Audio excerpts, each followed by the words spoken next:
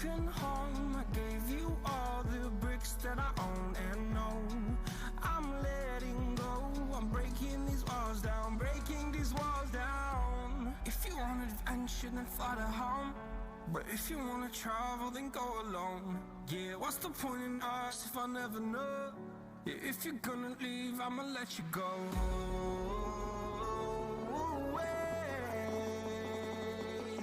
I'm tired of the pain. Go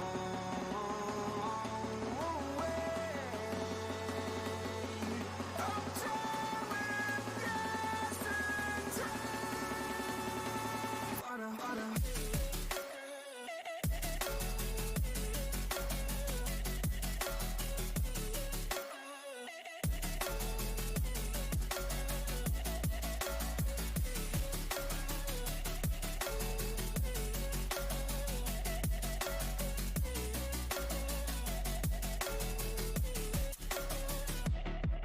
I fell where my demons dwell. My own little nightmare, I call it hell. Oh well, it's time to get back up. Climbing and climbing, I'm done with this ride, is what I tell myself, so I could feel something else. Yeah, I guess I had my bad days, but it doesn't mean I lost my style. Darling, where were you when my heart was on the ground? I thought time would prove that you would stick around. I guess time stood still, a king without his crown. Now I'm breaking, you're faking, girl. You never made a sound.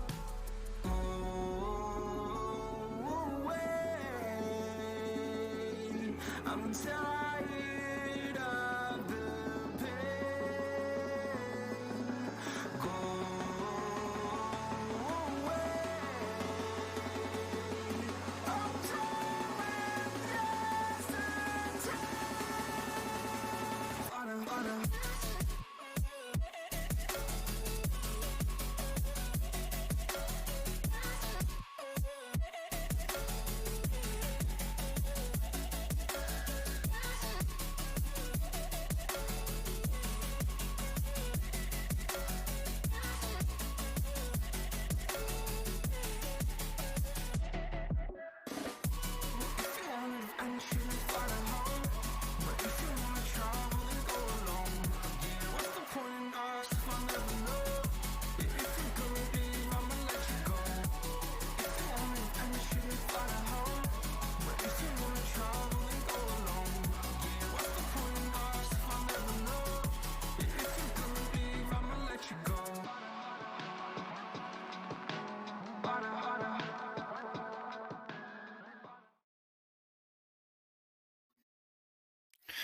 What's up, boys and girls, ladies and gentlemen, Shabab wa Sabaya, ya ahla wa sahla feekum. Welcome everybody to the Galaxy Racer Fortnite Trio Cup Volume 1. Guys, today is Group B. So without further ado, without talking too much, without saying too much, the first thing I'm going to do is introduce my friends here present with us at the stream, and then we'll go right to Tony and talk a bit about what happened yesterday and talk about the entire meta of the game. So with me here is one of Pakistan's best, one of the coolest, one of the nicest people on earth, Mr. Lit Alvi, the content creator, the gamer, the player, the everything you want to call him. With us as well is Tony Pro, Mr. Coach, coming all the way from Europe, supporting us, taking care of the Middle Eastern scene, taking care of our players, doing his thing.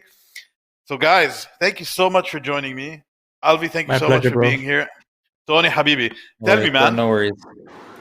What happened yesterday, Tony?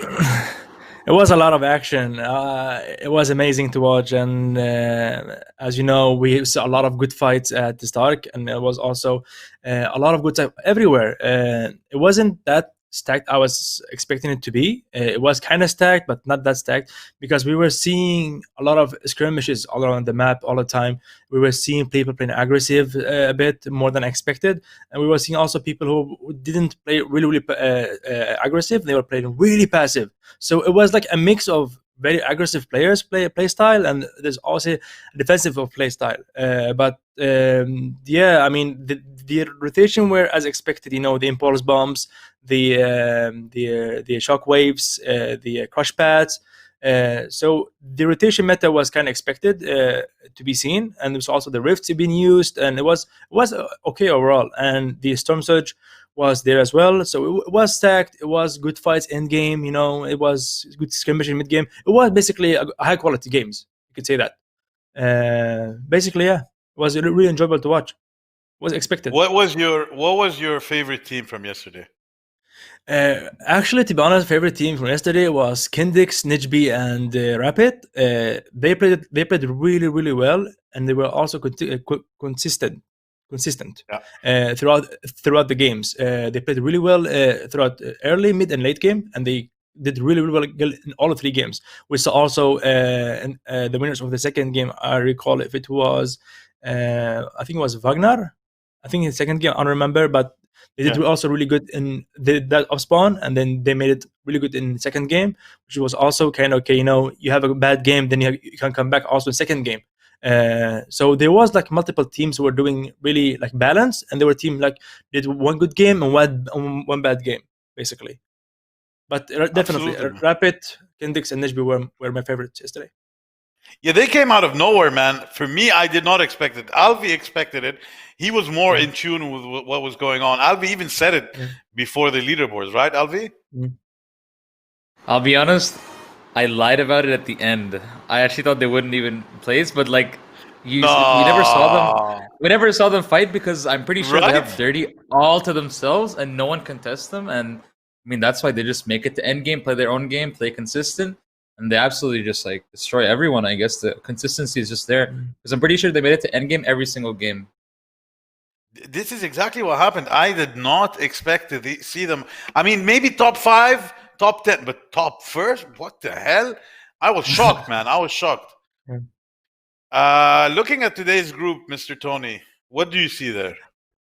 I see a lot of passive style, except one or two teams. I see Nile in the list here, and I know that if they get a couple of damage on you, then they are going for you. I know these players really really well, and I see also also another kind of W key team ish, and it's also as known Spy, Toby, and Nazar, and I think it's also a W key ish team. So I think we have a balanced list here in front of us. We have good teams. We have Tony, a Tony, I want to defensive point out style. one thing.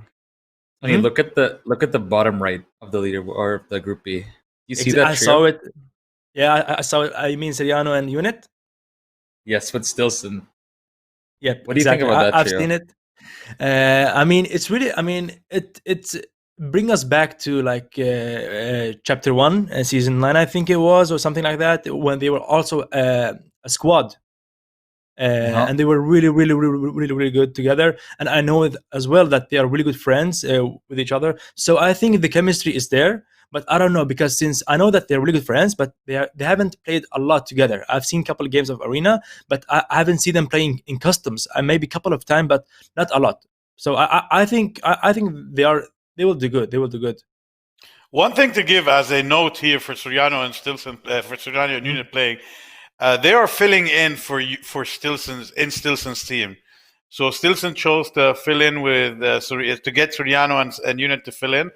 This is 100% allowed. If a team member cannot make it, you are able to bring in a fill. You can either go with them to the finals or not. It's your choice as the team captain. So if in case anybody had any questions, this is your answer. I want to also. I mean, we see other names that played yesterday as well. Sorry, Tony. No, it's okay. Go on. I think XJam was playing yesterday, right? Yeah, he was. Akshay was playing And yesterday, and he was landing Hydro. Yeah, and HKM as well. Sorry, what were you going to say, Tony? I just want to say that I see a lot, also some other names like Ixion, Broken, and Agent Pro. I know these guys have been competing in this in Fortnite in high level for multiple seasons. I know these guys since season 3 from chapter 1. Season 3 from chapter 1. They've been competing in this high level, and they are still doing really, really well. I know these players; they are really, really good players, and I think they will also do good. Not to mention, also we have Dex Fight in this bracket as well. The guy who is really quiet, but he speaks in the game. Like he Yeah. shows who he is in the game. He doesn't speak a lot, but he shows who he is in the game. So we have a really, really good list here. I mean, I don't want to be rude to anyone else. It's a full list of good players, basically. It's a really, really, really good list of players. So it's going to be a really enjoyable night to watch and really good 3 games. I'm looking I want to forward to hear them. from Alvi. Alvi, what do you think? I think that we have a really, really nice tier with Doom, FW, and Cursive, the winners of Duo FNCS, playing with a really like skilled mechanical and aim player with FW. I feel like if 2 players can lead a really good fragger to endgame, they can honestly clutch up so many placement points, and they can guide him to get all the kills. He gets the refreshes. They keep playing their game. I mean, they are the winners of Duo FNCS, so the chemistry is definitely there.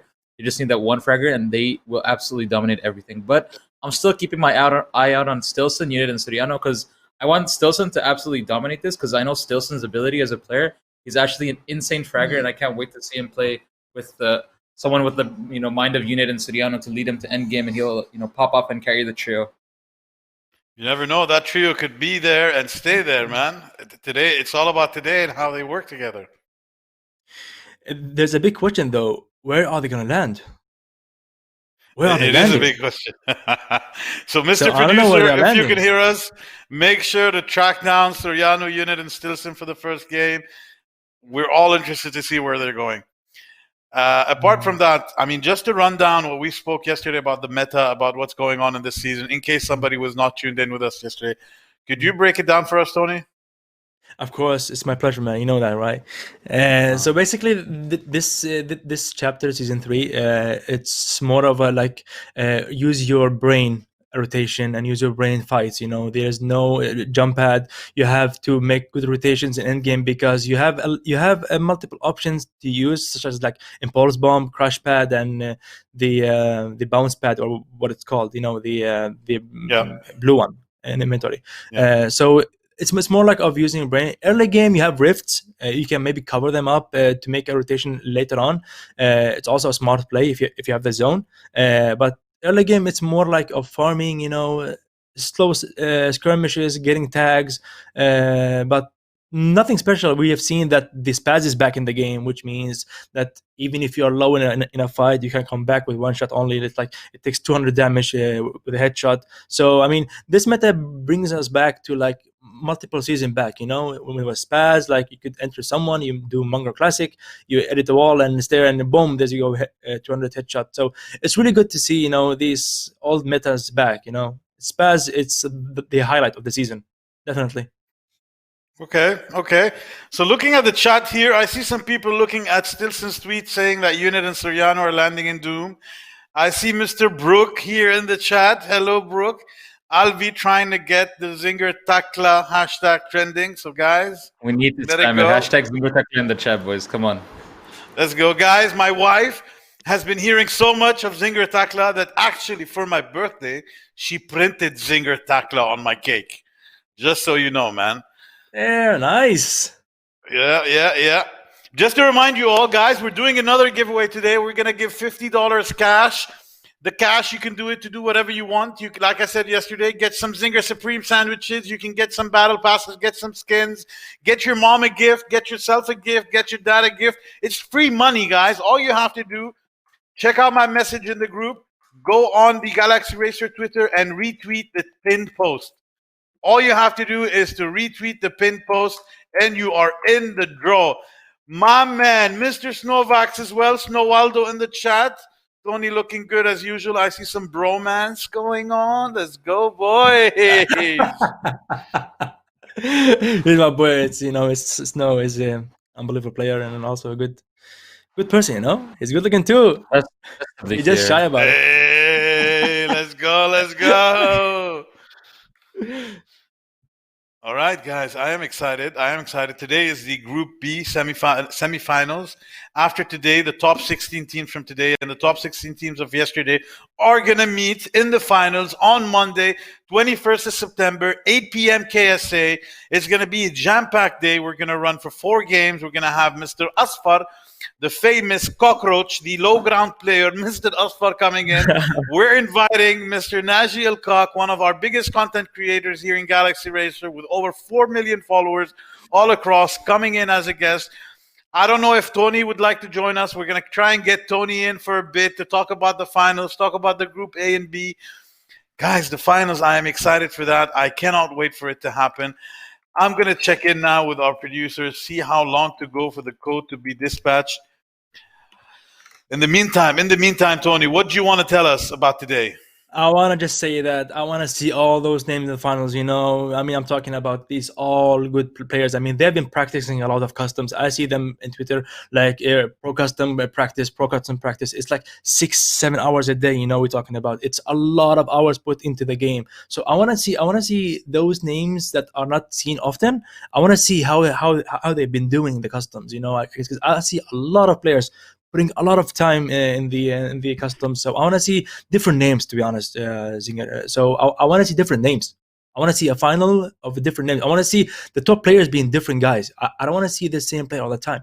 So I'm really, really excited for the future of Middle East and Fortnite, because I started seeing new names, to be honest, in the scene. So I'm looking forward to This is exactly what I want to see, Tony. I want to see people we don't know that are popping off, that are doing so great, that are on Twitter with 100 followers, and after tonight, they're gonna get 400, 500, and just gonna grow. Me and Alvi once saw that. I don't know if you remember Alvi. Speedy, we saw that with Speedy once, dude. With Speedy, right? He was absolutely popping off. I think he didn't have like over 1,000 followers, definitely. I remember that much. And wow, he just popped off did insanely well after that solos event. And I don't know if it was a solo event. I think he was the last guy alive on his trip. It was a solo event. And he has 2,300 followers now. An insane player, is treated up with some of the best players like Haif and H-Man. And I just want to see, I want to see more people like that. I want to see people make names for themselves inside, tournaments like these. And, they get their start, they pop off. It's just nice to see it happen. It's very simple, and it's also very hard. So you have to put hard work in, so it becomes simple for you to get the followers. It's all about hard working and always put the practice on. That it's very simple, but it's still hard. It requires a lot of time and a lot of practice. Definitely. How much do schools affect? How much do schools affect performance, guys, and getting ready? It's also, it's also good having school. It separates you from the game as well. Like if it does that, then it's really good, because only focusing on Fortnite all the time is not a good thing, because you won't get better. You need to practice. You need to chill a bit. You need to take some rest, time off. Do something else. Reset your mind. It's a lot of things affecting how you play, which are outside the gaming. Fortnite. It's not always like to be like spending 9 hours in Fortnite is not going to get you better than playing only 4 hours, for instance.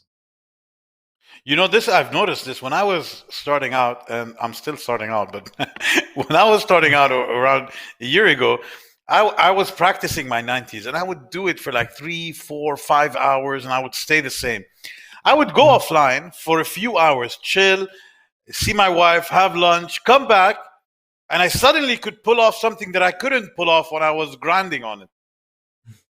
Yeah, and the same happened with double edits and triple edits.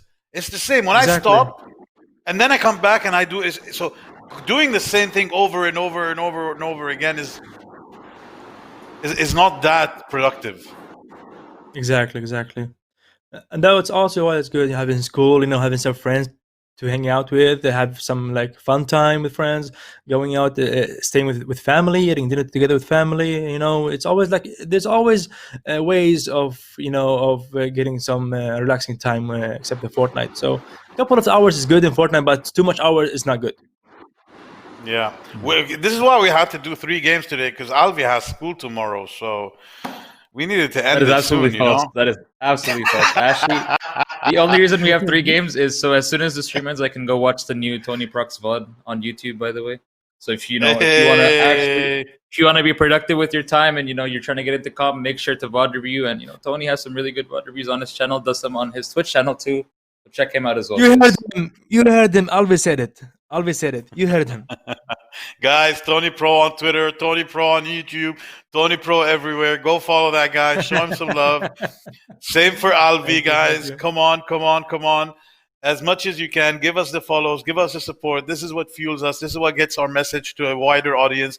It's very important that we keep contributing in this community, and with your support, we're able to contribute much more. So for anybody that doesn't know who Galaxy Racer is, and we're waiting for the battle bus to take off, Galaxy Racer is a new organization that's been around for around 9 months. It's the actual host of the Girl Gamer Festival for the next 5 years in Dubai.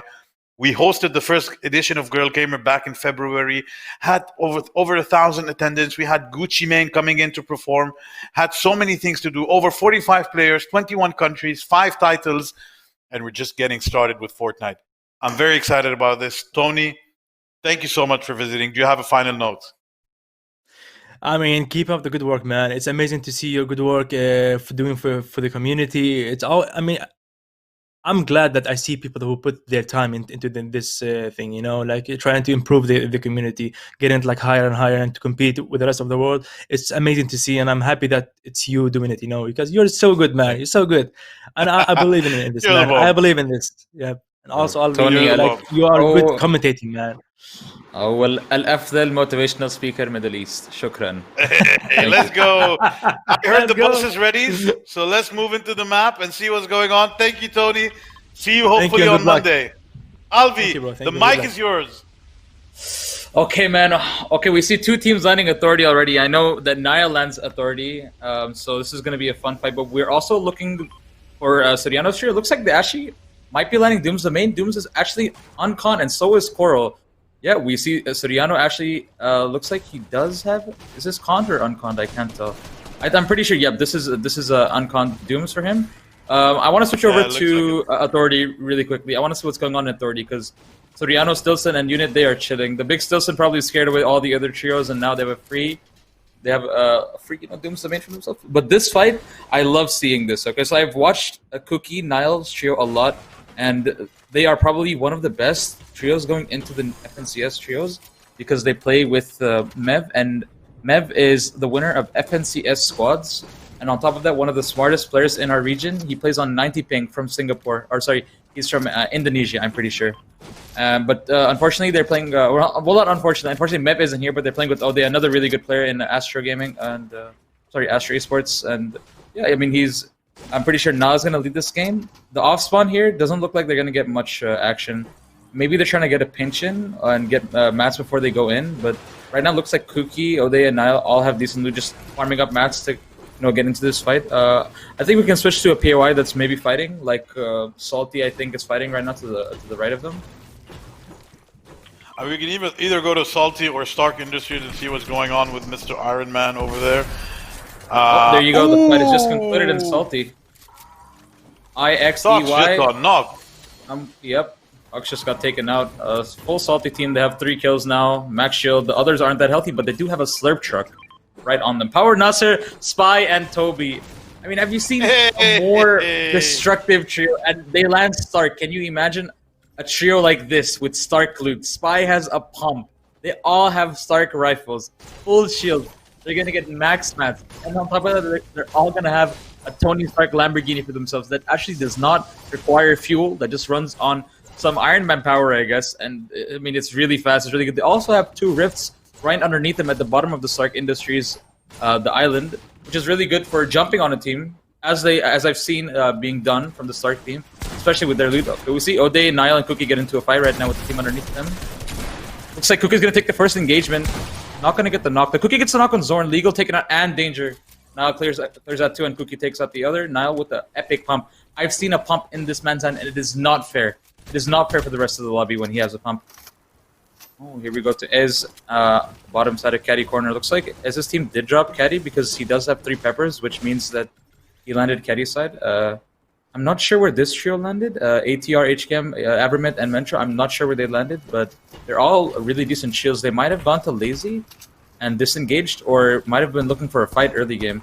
But Dexifite is actually dead, so this is going to be an interesting fight. Nice shot from Avermid. Avermid is actually a really, really underrated player in my opinion, and he's one of the finest W tiers in our region. It's gonna be really nice to see him being led by Mencho, one of the better IGLs in our region. Oh, Az just gets beamed by Mencho from high ground. What do you think about Mencho? Because I don't think you've seen him a lot, have you? Did he play in the India versus Pakistan? The name is familiar. He came second. I'm pretty sure he came second or third. Yes, I have seen him play. The guy is excellent. He's excellent. Who is he playing with today? He's playing with HCam. So that's actually his OG duo. That's one of his first duo. And then they're playing with Avermid, who is HKM's duo, like HKM's current duo. So yeah, I mean, Mencho is the IGL, and HCam, I'm pretty sure, is a support fragger, and Avermid is our main fragger. Now we see Jabbar, Echo, and D7M fighting at the castle, the castle right outside of Coral. I don't think Coral was contested. I think Coral got rotated onto for loot, and then Power Jabbar met up with this trio, mid-rotate. Oh, looks like they already take out the trio in front of them. It was Tam, Fatis, and X-Jam taken out. So what do you think of this cool new skin?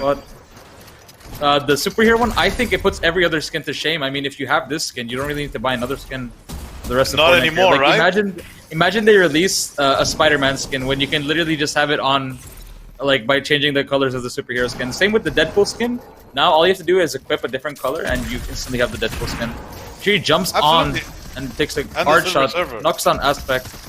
Yep, also Sweaty is a really good spot that we don't talk about enough. Oh my god, and she has missed all of his shots, and Escanor, unfortunately, Escanor taken out.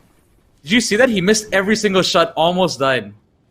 I did. He was 1 HP before he got that kill. But he clutched it up. Sweaty Sands. But what we do see now is the team from the top side on Castle is rotating into Sweaty. So I actually want to keep the camp on Sweaty, on the other team that we just saw before this, and see how they push into this.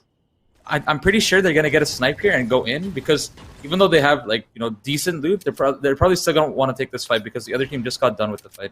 And there's only two of them. I already see that the lobby is less stacked today. 68 players so far. Why do you think? Again, it's all about those skirmishes that you have early game. It's all about claiming your off spawn, and not only off spawn, Zinger. It's a lot about claiming your rotation to make sure that you have a smooth rotation. Just like now, because if Power Jabbar's trio relies on this rotation and Sweaty to get their materials and everything, they're gonna go for it. And if there's someone in their way, they're gonna make sure to kill them every single time, so they get this rotation for free. So they have the best best loot possible. Also, they do it like the most efficient time possible. So Jabbar, Echo, and D7M actually heard the reboot go off. They're not going to aggro for it, though, because they know that there's 3 players in front of them, and they don't really have the HP to do this. But Jabbar does pick up a big pot. This could change things. D7M also gets a med kit. They might be looking for this, but the other team has disengaged in the car, and they're moving out the outskirts of Sweaty. Yeah, as we can see, they're disengaging now. Yeah, that's a smart choice. But unless they're coming to run him over. No, never mind. It's going on the other side. Casper, Naif, and all... Naif. Naif is actually an insane player, Zinger. I want to watch Naif in a fight. He's actually one of the sweatiest fighters I've seen. I've watched this guy personally, and he is not one to go. I don't know Casper though. I don't know Casper either. I don't know LRZ MA, but I know Naif, and I know that Naif's fights are filthy. And you can actually see that there's another team right next to them. Yep, LRZ probably got beamed, and now he gives the comms to Naif and his other trio. One really good thing about this spot that he lands at, which is called Logjam, is the insane amount of wood you have, and the fact that you can just overbuild with all the wood you have. So there's pallets on pallets on pallets on this drop spot, and also there's a lot of brick, as you can see the walls, and there's a lot of metal on top of the main Logjam house. So this is a really good spot to rotate to, and this is what it means to hold spots like this. You can see Saigo, Eska, and Adam actually rotate onto here to get their loot, but now a trio like Casper and Knife have basically taken that away from them, and that basically means that their loot and their mats are more scuffed than normal. You know, that ruins the rotation. So I wouldn't be surprised if I saw them get to this spot earlier next game and most likely fight Casper, Knife, and LRZ MA. Yeah, they're just gonna go for a clean rotate. Now we can see this side of Weeping is actually a little bit congested. Moving on to Sentinel's Graveyard. There's actually a rift located to the right of Brook, and it's really good to hold these spots early game to ensure that you have a easy rotation to zone. Ever since they removed launches and whirlpools, it's a lot harder to rotate. Even with crash pads, you really want to save them for endgame and with your shockwaves too. So whenever you can get a free rotate with an item that you don't need to hold, like rifts, it's really prefer that you do box them up just to make sure that no one can see them and contest you at them. So we see a And lot is of this players why are he threw rotating the from porta fort Weeping. now? Yeah, he threw the porta fort, I'm pretty sure, onto the side of the rift to establish basically some builds, to scare away some people from that spot. To keep everyone thinking that there's a trio there. Yeah, they're just gonna keep throwing this on the path of the rotation while they go because they want to have a pre-built, porta fort just in case they get shot at.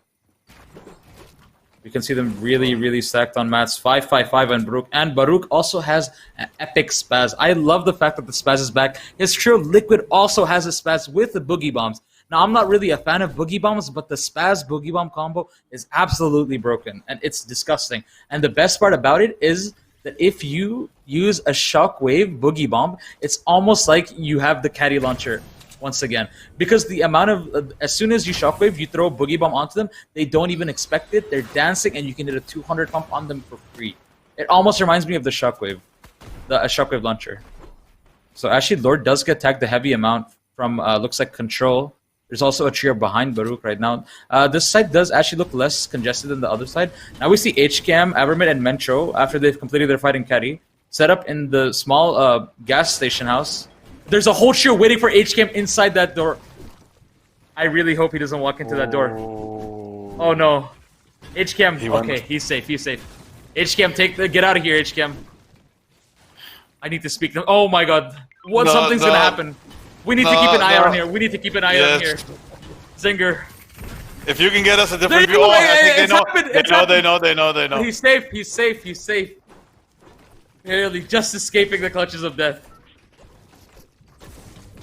Wow, that was close. Trio, though? I don't know, but that trio set up a perfect crossfire. They're still there. This actually could be really bad for them now because they're all bucks in one box now. Jump out on Avermid, but Avermid takes a perfect angle to cover up. Another shot comes out from Avermid. This is why he's the fragger of this trio. They're all taken out one by one. HKM, Mentro, and Avermid absolutely clear house on this trio. The triple spray comes up, and that's 3 dead quick. There you go. That's the refresh. That's the metal they need. That's the brick they need. And now they can simply just use all those mats to set up the base, to set up a new base all over again. You can see their mats now. They're in a lot better of a position than before. Actually, this is another player, SG Coke, that we saw recently that popped off. That wasn't known that much before. SG Coke actually played with, I'm pretty sure with SG Hulk in our cheer tournament, and they were holding height a lot in those games. And I really kept an eye out on them from then. And I have to say, probably one of the best high ground trios. And I don't know who their IGL is, but they're really, really good when it comes to snaking height and making plays for it. They're always really aware of height. Fight going on because I saw some Stark Industry guns flying around. It could happen. I also see Wagner. I also see Adwani, Kakarot, and Bunga in Stark, and I see Stilson. I think I see Stilson alone. No, sorry, that was Stilson to his left. Yeah, but Spy and his trio is actually on top of Stark right now. 50 shot comes out from Serena. Always nice to get some tags before Storm Surge is enabled. Put yourself in a comfortable position so you don't have to worry about it later. That's why Spy and his trio are set up on the highest point of the map right now, with a full brick built base, which they refarmed on top of Stark. So they don't really have to worry about mats or anything. Look at their loot, Zinger. 2 big shields, a full stack of minis, an epic pump, and an epic Stark rifle. That is really good for fights and also really good for Surge for them as well. So he's just Spy is in an excellent position right now. Yeah, he's just gathering all the info he can. We can see him looking everywhere, looking for tags, looking for spots to rotate to. They realize they don't have zone, so this is probably gonna be deciding play. You can see him whipping out the FNCS champions pickaxe after he did win the FNCS solos. Again, a huge congratulations to Spy and everyone else who placed in the event. It was an amazing opportunity to prove themselves, and Spy did. They used to call him the Cash Cup Warrior before this. And then he proved them all wrong by winning an FNCS. Yes, he did. He won it, and he proved them wrong. That's what you got to do in competitive. The people who doubt you, you just got to prove them wrong. I mean, last season was really Spy and Phantom season, to be very honest, in terms of performance. Both of them, we saw that they were dominating from all the side. On a trio level, Snowvax and his boys dominated that trios. Absolutely. Another really underrated trio I'd like to talk about is Zaz, Kareem, and Focus. So we can see them to the left of Liquid. I've seen Zaz a lot, and like I didn't really know Zaz that much, and then I saw him qualify for the heats of solos, and I started watching his gameplay, and he's very calm, collected, and his aim is fantastic. Honestly, that's almost like all you need for competitive, besides like game sense, which I haven't mentioned. If you have all these things, you have a really good opportunity to pop off in in competitive. But you just need to be the calmness. You need to keep that in trios, especially in trios. You can't really go crazy and then also drive your trio crazy. It just really does it is a team game mode again. You can see MOH, Uchiha, Black, and Phoenix Nachiri again setting up. This was the trio that won at Sweaty. Yeah, so they've disengaged and they're still in a really healthy position. So Ethereum, Soul, and I'm pretty sure it's MSG set up right on top of Unit, Stilson, and Soriano. Now, I've seen Stilson, Unit, and Soriano make a lot of plays from underneath the same 1x1 of another trio. So whether that is exploiting a crash pad to drop people down, which you can do. It's also they can use a Shockwave Boogie Bomb strat that I've seen recently from a player. I'm pretty sure it was Quan, where he goes right underneath someone's box zinger. He throws a Shockwave and goes all the way up, drops the trio down above him, and his teammate throws a Boogie Bomb as the trio drops down for a free refresh. So again, it's a dangerous play with Spy. Exactly. Utilizing stuff like this is honestly going to put you in a lot better position. And I'm actually really excited to see how this fight will go down if we do, because Spy is to the left of Stilson right now. I'm pretty sure if he sees Soriano in the kill feed, he is gonna go in. I just think that Soriano and Spy have the best rivalry in Middle East, and it's definitely a healthy rivalry. Sometimes it does get a bit toxic, but that is the game. Sometimes people do get mad, but it's all love, and it's all love in esports, and especially in the ME community, we all respect each other. And it's really nice to see sportsmanship like this. You can see the risky side. See them bury the hatchet. Yep, absolutely. Risky side is actually completely dead right now, so we only see 4 trios in zone right now. Authority side is really stacked, and so is the Stark Barnyard, which is a new POI, not one that's named, that just got added recently. You can see it at the bottom right of our current map that's on the edge of zone, the small wood house. Yep. That's actually the Stark farmhouse. It doesn't contain the most insane loot, but it does have its own, like it does have a couple Stark barrels and some metal, and it does have a Stark truck, I'm pretty sure too. So Adam, Seigel, and Eska in a really good position on top of Authority, maybe looking for tag, but right now they're just going to farm some brick because Adam doesn't have the most materials compared to other people, but 104 builds is really good still. Zinger, what do you think about what do you think about trios like Seigel and Adam and Eska, who have like 1 low pinger and then 2 high pingers, and mostly those high pingers are the ones leading the game. This is what I love about the Indian Pakistani community, Alfie, because I know most of them suffer on ping, and they come in, they give it their all. They're always in the top 10. They're always not complaining. They know that they have higher ping. They know that they're an advantage. But I said it last time. I don't know if you know Dragon Ball Z, right? I do. You know Dragon Ball Z when Son Goku when he goes to practice in gravity. Yep, 100%. And then when he gets back to Earth, the guy is Super Saiyan. This is exactly what these Indian and Pakistani community are doing. They're playing in gravity right now. Oh, H-Man, Speedy, and Hype. Triple spraying a box right in front of them. Is that Soriano right in front? No, that's DNA Scorpion. We can see Storm Surge go off, and as soon as Storm Surge goes off, everyone just goes ham on each other. So Zinger, we did talk about there being only 64 people when we were watching, and Zinger, not a single person has died till then. Absolutely. That just shows you. That just shows you. The skirmishes are only off spawn. I think H-Man looks for an opportunity to drop this whole trio down. He's gonna look for this. Yep, there you go. The triple spray comes out. A free refresh dropped into their box. Lord just dropped down for a free refresh into the box. They pick up bouncers too, which is going to be so crucial, as well as shockwaves. So that's really bad for Brooks Trio because they just lost their mobility for next zone. So if they don't get it, they need to fight for their life. On height right now, but they are getting sprayed by another trio. Building in wood isn't really the smartest thing on height, but next zone is about to come and we'll see where zone ends up. So with Lord dying, Brooks Trio is put into a really tough spot, not only because they lost a person, but because they lost the person who had their rotational items. So if they don't get zoned, they need to plan ahead right now because it can be really tough. Okay, they did get zoned. Mentro, HKM, and Avermid are sitting pretty on hype. Looks like Soriano Shear is actually going to have to come in from the opposite side of the map now. Let's see what's going to go on. Surge still ticking again. These games are just super stacked. Only about 8 people have died from the last time we called it out that there were 60 people. Just shows you how seriously people play. Zyom also takes out a player. We can see MSG, Soul, and Ethereum also rotating using the Shockwave. They get to zone perfectly. Again, a really good Shockwave can set you up perfectly. We see a bouncer Shockwave play from Soriano as well, which almost puts them exactly to half. Honestly, it's amazing seeing plays like this, using 2 items, you know, to get yourself in a safe spot like Unit and Soriano do. And now they get a free rotation through water. Soriano going to look for a tag, not going to really find it. Stilson, Soriano, and Unit going to play the mid ground, looks like, or close to lower ground with Unit Soriano. I'm pretty sure they're going to be the ones leading this fight, leading the Tarps, and then we're going to see Stilson pop up and get some frags endgame. But they're not the most above in damage. They're only above by 153. So Soriano gets a lot of tags. Also calms out that they're white, so they're probably going to triple spare now, but Soriano also needs to be really careful of the tree above him. The Drafto, Dequano, and Nafe. So there's actually 2 Nafes in this. So there's 25 Nafe, and then there's another Nafe. Okay, we can see Jabbar. Jabbar's trio. Unfortunately, Echo is not in the game anymore.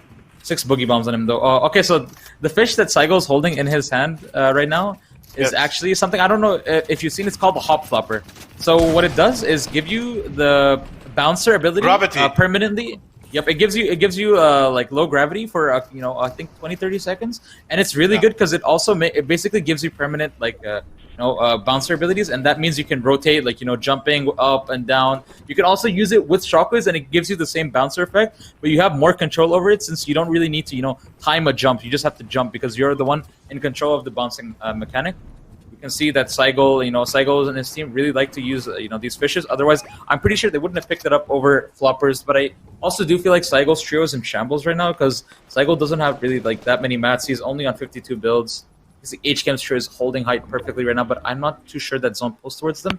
Yeah, it actually goes to their north. So Mencho is gonna early lead the tarp and cover himself from Adam, just so he does because he doesn't want to get shot. I'm pretty sure he's gonna give the comp to triple spray Saigol's trio. Actually, no, Saigol's trio drops down, but also Saigol gets dropped down because of a tree shockwave right underneath him. So because of that, I actually do not see Spy's trio right now. I'm trying to look for them. I think they got wiped. Okay, so this trio is the one that Tony was talking about. Okay, so Spy is actually dead, but the trio we were talking about right now is Broken, Agent, and Exxon. So this is the trio that Tony was talking about to keep an eye on out for. It's actually the trio that's been performing a lot and been performing since the early seasons. And I do have a lot of respect for people who are consistent throughout every single meta, and Broken Owl is definitely one of them. So Broken, Agent, and Exxon are, in my opinion, some of the best players in the region because of their consistency throughout every meta. So I do like players who perform, winners of FNCS, but you also got to give credit to the people who have been performing since day one of Middle East, and that's them. Avermid, HKM, and Metro holding high perfectly right now. They have about 6 kills on them from clearing 2 trios. Avermid also has 3 chilies on him. Easy for him to rotate towards zone with those peppers. But Avermid's gonna drop down. Not the most builds on him. He only has 25 builds left. What do you think about this endgame right now, the way it's playing? It's so hectic. It is hectic. 38 players remaining, man. I think I want to see I think I want to see HKM maintain that height, Alvin. Yeah, I want to see it too, but it's looking a bit tough right now because Avermid doesn't have the most mats, and he's holding ultimate high ground. So if they do get shockwaved on, Avermid is not going to be able to hold the height like he thinks he is because he really doesn't have that many builds. He probably has enough builds for 2 1x1s, which is not enough at all to hold height from another team. So we can see Unit again with the Doom's Domain mythic item. They don't pick up the Gauntlet, they instead pick up the Doom Bomb, which is an instant bomb that destroys builds. Like brick and wood instantly, although it leaves fully damaged metal, like one shot pretty much. So again, we see Doom right now playing solo Cosmic Mood right now, which is basically Doom backwards, playing solo. I'm pretty sure Cursive is either split. Yeah, Cursive's trio is dead right now. Cursive and his trio are dead, but only Doom stays alive. Let's see Unit and Soriano just pressuring this trio underneath them. Getting a free tag on Ode, takes him out. Nile gonna run for his life. You can see Cookie and Nile reunite now. Only 3 kills on the units Soriano and Stilson. Doesn't look like... I think they might have taken out Spy, to be honest, because they didn't have any kills off spawn, and they were in a skirmish with them. Oh, the drop down comes through. 2 players drop into the box. Another one. Liquid and Baruch taken out by Unit. Same place. HKM still raining down from height, taking out Daquano. I think HKM just lost height. Yeah, HKM just lost height. He goes for the shockwave. Perfect shockwave from him. Gets back on height with Avermid. Gets dropped again, though. That's Stilson 1 HP right now. HKM gonna look for the kill, but just gonna decide to play his height. Drops up to Stilson, takes him out. Another player in front of him. HKM stuck in the box. Perfect play. Oh, the shockwave doesn't go out. And he gets taken out by Unit. Unit is 1 HP though. Gets the finish. Avermid takes out Unit. Oh no, actually Unit gets away from them. Yes, Unit drops takes down. out Soriano. But Mentro and Avermid are really, really low. They need to be really careful of how they play this. Unit is actually still alive, but Stilson is dead, and so is Soriano. Unit has 4 kills to his name though, because he did wipe the duo right underneath him. So I can't wait to see what I can't wait to see Unit clutch up this game. I feel like he's gonna do it. The shot comes out from Unit. Doesn't manage to land it though. Stuck in a box with H-Man. Not in a position you really want to be. Soriano can only take 2 tags to the storm. Sorry, 3 tags. He gets taken out though. Mentro and Avermid looking real pretty. I don't think HKM is alive right now. It doesn't show up that he is. But this trio actually has 9 kills right now. So this is going to be a really good game from them. Cookie actually gets on height with Nile. Cookie gets dropped down. Nachiri takes out Mentro. Avermid takes out Draftel too. Avermid is still alive. No, actually, Avermid gets taken out too. So that's the end of Avermid's Avermid, Mentro, and HKM's journey. But they still got a lot of points. So GG's to them. Now we just did 3 on Maria holding height. Gets 1 pump by Nile. Cookie is still dead. NMR Soul going for the hype play. Nile 1 HP taken out. And this is by it. Storm. This is it with MSG, Cookie Soul, and Nile and Ethereum. MSG. They had it's 9 MSG. kills. They had 9 kills. 9 My kills. They goodness. came out of nowhere. We didn't even see them. They were just picking up kills Not from the low ground. once. Not once did we see that trio. The last time I saw them, they were rotating to zone with a shockwave. They just absolutely fragged 9 kills on them. Wow, insane. Well played to them. I really liked this. I loved seeing Mentor HKM and Avermid hold height that whole game until the end, where they did get scuffed a bit by Stilson and Unit. They didn't manage to take out Unit, but they did take out Stilson. And at the end, Nile and Cookie were the demise of that trio. But I mean, it's all hell breaks loose on higher ground when it's like 5th or 3rd moving, 4th moving. But still, well played to them for keeping height that long and getting a really good amount of kills. 9 that we saw. And then we also saw the last trio, the number 1 trio, get 9 kills. That was really well played from all of them. What do you think about that game, Zinger? That was a good start. Very exciting start. I at first I wasn't seeing a lot of stacked players. I was seeing a lot of people fighting. But then we got stuck from the 2nd zone up to the 5th zone with 64 players. This is when we started seeing a lot of Storm Surge coming in. I am curious to know who eliminated Spy's team. Excellent effort by Unit, Soriano and Stilson there. HKM, Mentro dominating the high skies, man. I loved seeing that. I'm always excited seeing HKM play. I haven't seen him play much. I don't know. I just love the guy. I just like the guy. He's insane. Yeah, again, I mean, that trio held height, perfectly. And then, again, shockwaves are something you just can't expect, especially in an end game like that where everything was just so hectic. We saw about 2-3 trio shockwave to height. So it was Stilson, Cookie, and then 3 MOR Wise trio. And then we saw MSG's trio snake the win, not from height, but from the bottom, where no one expected the win to come from, because everyone is so focused with height as the win condition, they forgot that they could actually just play heal off to win the game. And that's what happened. Cookie or Nile actually lost to the Storm, and MSG just kept on using the bandage gun to heal himself. So again, really well played to their trio. Yesterday, after we closed our stream, I went up, I went into Fortnite, and I tried to play this bouncer shockwave trick. It didn't work. It didn't work, man. How So come what went everybody's wrong? doing it? I don't know, man. I get stuck in the box. I edit one stop. I fall down. I hit a tree. Bro, there's always a problem. So the thing is, basically, which a lot of trios actually fail to do, is the shockwave does break a lot of builds, and you can get a really clean shockwave. But with shockwaves, you have to remember they don't break every single build in their path.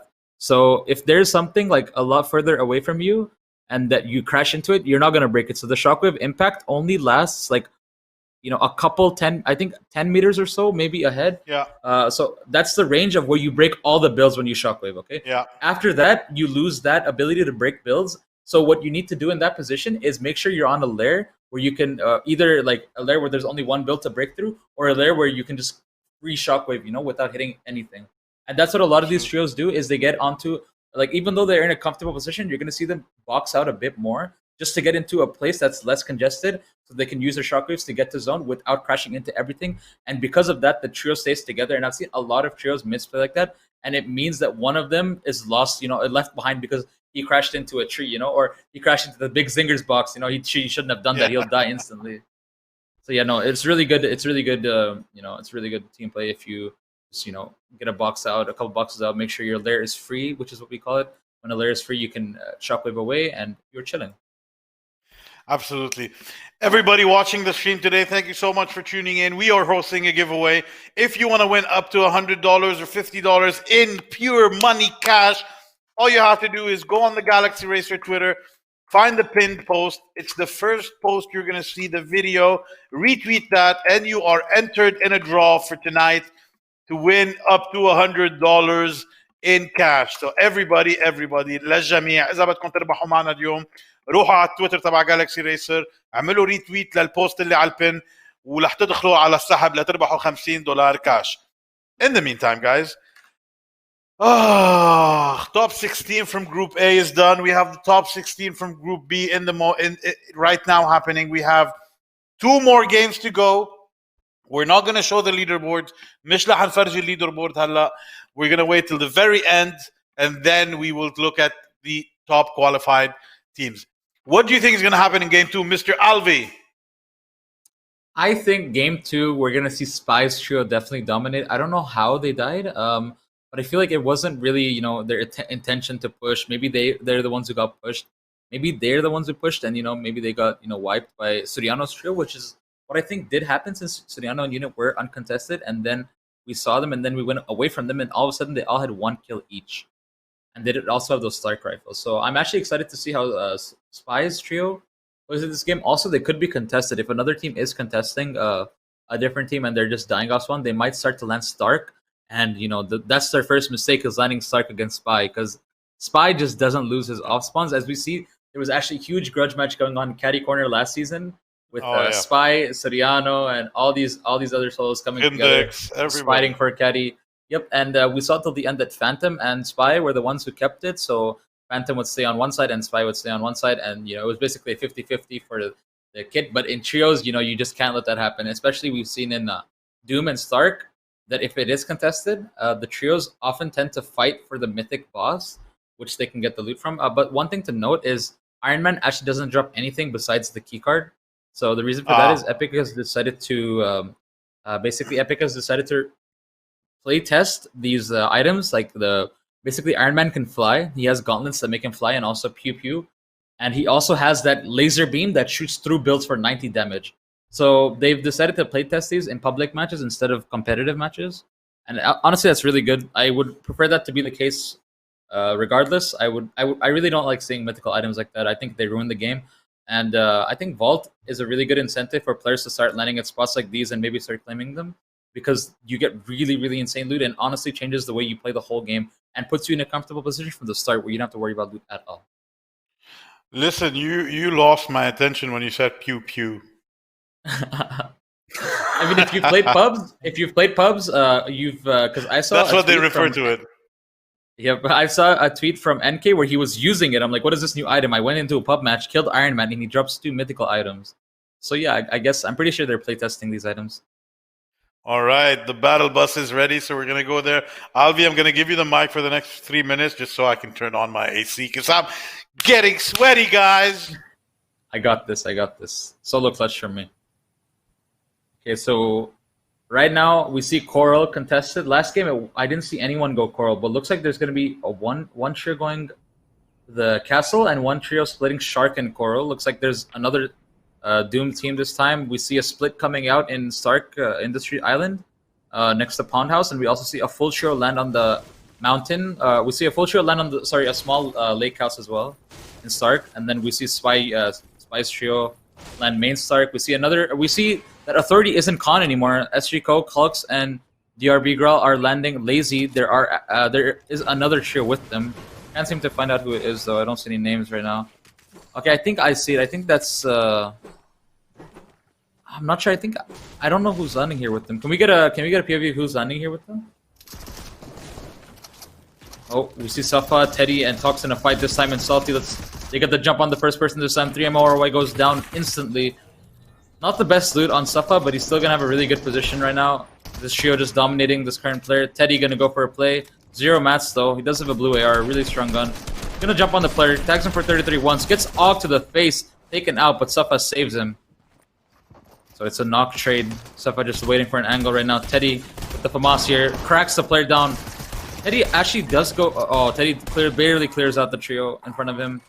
Monkey Jafar taken out. 2 kills on to Teddy. Safa also has 1 kill. Dream landing lazy with Sasso and Sir Sad. Again, they also have really good shields and off spawn. Just looking at their loot right now, they could be taking this fight, but they don't really need to. Welcome back. So we basically saw that no one was Dooms and no one was Stark. So it's uncommon. No. Again. So the thing with the Stark is there's a lot of heroes landing on the outskirts of Stark. And I don't know why no one's contesting main Stark, because you can still get away with really good loot even if you die, like one person. The other sure can get away with a really good loot, but I also feel like no one wants to mess with Soriano. No one wants to mess with Spy and Stark. The Spy does chase you down a lot. I requested to spectate this trio, Rian and his friends. This is a team that I invited to this event. They're 3 very young players, all playing on controllers, all playing on actual consoles today, Albi.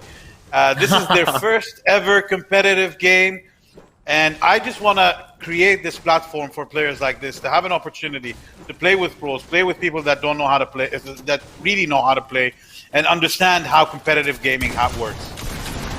Oh, we see CR get pushed immediately after we switched to in Lazy. And then Phoenix also going to come for the support. They don't have the best loot among them. He does have a Boogie Bomb, so he can immobilize a player completely and then take the fight, but doesn't look like he's going to do that. Instead, he's going to focus on going to hide. Gets the wall in front of the player in front of him. He's managed to cone him, though. Phoenix Dream really low HP with a decent amount of mats, 18 bills. The player jumps on right in front of his face. He just crack him down to very low HP. Phoenix Dream going to decide to pop the bandage before he takes the fight. And it is a 3v2 right now because neither Dream nor Sasso has a kill, but they do have one teammate dead right now.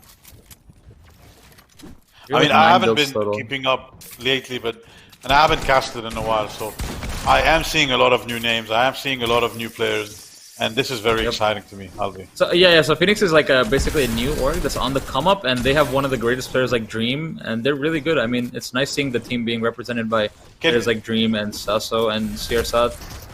Can we see talk Killer about Boy. birds? We just jump at the start. Sorry, I know this was confusing what I just told you.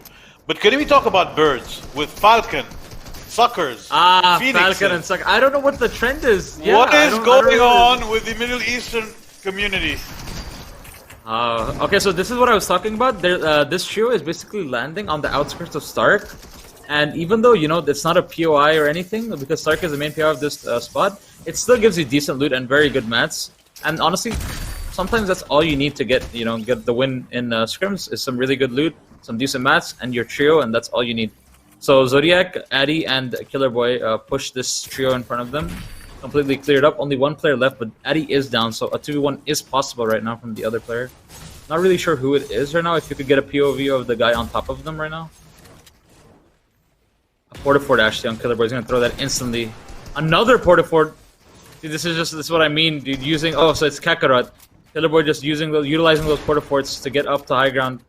Putting Kakarot in a tough position right now. Kakarot, no more builds. Kakarot, no more builds. Only one kill to his name. How is he going to play this? He loses height instantly. Going to go for the side jump shot. Doesn't manage to land it. Killer Boy, an insane player to go up against in a fight. Instantly gets taken out by the big Zodiac. GG's.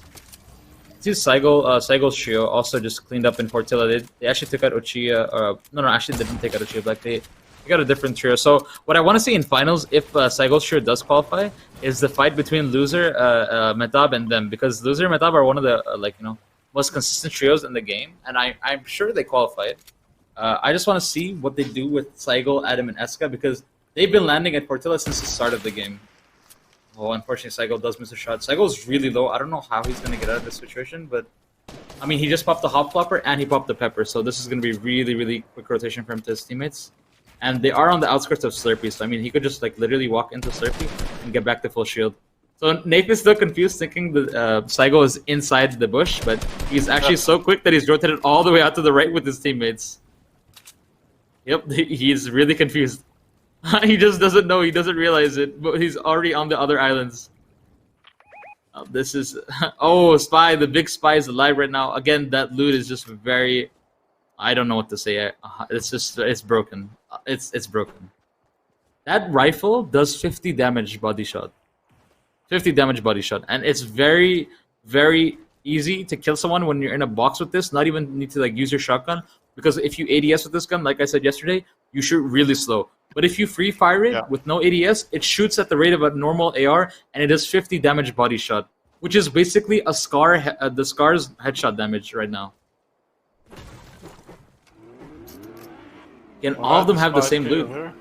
Yeah, all of them have the same loot. They all have the same broken loot. Yep, all have epic pumps, and you have to realize that these guys are also the best fighters in the region. You know, they're among the best fighters in the region. Nasser, an amazing controller player. Spy, you know, one of the best on KBM, and Toby. I don't really know much about Toby. I think he's controller. I'm not too sure though. But I've seen this guy. I've seen this guy pop up in tournaments as well, and he frags hard too, bro. And I mean, just look at the shields they have. Oh, here we see Soriano, a unit, and Stilson. Again, Soriano with this similar loot to Spy's, you know, the Spy's trio. The epic pump and the Scar, the 6 shockwaves. Again, I think shockwaves are honestly like more valuable than. See how the other trio that we saw was holding chug splashes. I mean, they obviously didn't get the opportunity to pick up more utility because I feel like they only had like, you know, those chug splashes spare. But in the vault, in the Doom vault, you get a lot more shockwaves. You get a lot more shockwaves, and in the other vault, in the Stark vault, you can get Scars, and you don't get that much shockwaves. So this one, this vault gives you a lot of Scars, a lot of combat shotguns, and a lot of shockwaves. Again, a combat shotgun, not really the most valuable item, but we can see Units has a golden Scar, Soriano has an epic Scar, and Unit also has an epic shotgun, Soriano also has an epic shotgun. Stilson, the only person with the, you know, least attractive loot is on Stilson, and he has a blue pump and an epic AUG, which is basically, you know, the most ideal. You would want that. If you were in a scrim, you would want that type of loot. And in his trio, that's the worst loot. So it just goes to show you the quality of loot in Dooms. Can you throw that tank of gas, or you can't? Just you can just. So you can actually fill up the, you know, the car, and you can also throw it and shoot it. And when you shoot it, it blows up wood builds completely, and it also lights them on fire. So and this is exactly what happened to me. It does 70 damage, I'm pretty sure. And once you light wood on fire, everything goes down that's in wood. Everything in wood goes down, burns down. And if you're standing on the wood burning down, I'm pretty sure you take 10 damage per second the wood burns. So you need to get out of there immediately. And that's why a lot of people base up in, you know, metal or brick, like recently that I've seen. When you throw a grass can on them, they instantly just switch to metal and brick. And now we just see Mencho, HKM, and Evermid in a comfortable position. Evermid actually has the Silver Surfer mythical item, which I think is one of the more useful mythical item. Even though it doesn't affect like other players, it puts Evermid in a better position himself. So it's basically like a glider redeploy, and you can use it every 30 seconds. And you can also cancel it while you're in the air.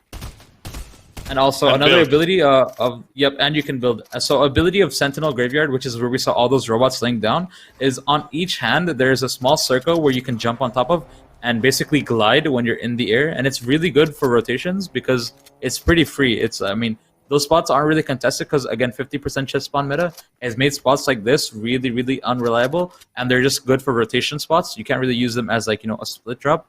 So oftentimes you see that they're not contested, so you just go, jump on the hand, get a free rotate, go to next zone. Okay, so we see Legal, Danger, and Zorn 500 v2 trying to take a fight. Again, all these trios just meet up outside of Stark Industries. Zone is actually pulling towards Stark Industries, so I'm pretty sure that... Oh, a headshot snipe comes out. Wagner takes out Danger. This is going to be tough. Legal isn't going to be able to hold this. He needs to disengage his fight immediately and leave the trio, leave his knocked member behind. They're going to actually hold it.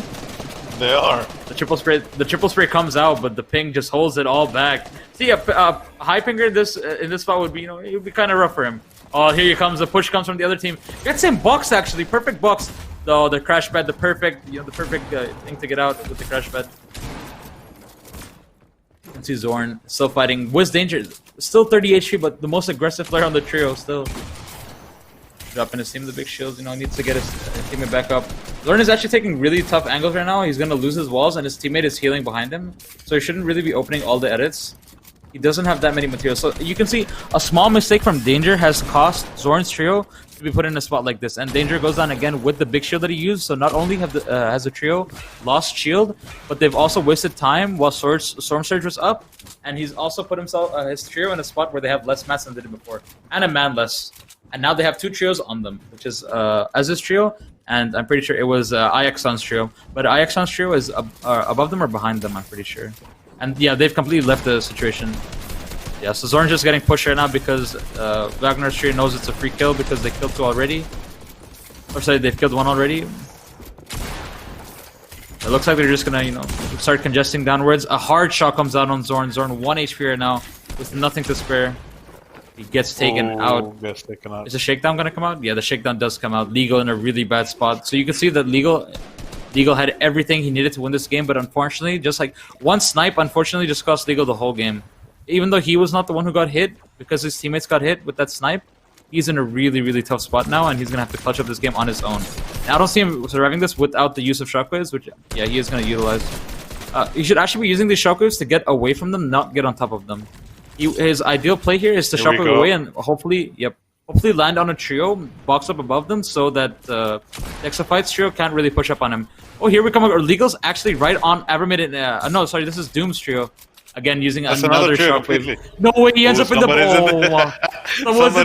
in the bush. Oh, unfortunately, couldn't get a shot. I think Scorpion's trio. Yeah, Scorpion does have a whole trio. He just has to run, the poor man. Again, they were in such a good. Oh, that is a really, really big shield. Wow, that is one of the biggest big shields I've seen. How is that not 100 HP? Wow, that was a big shield, bro.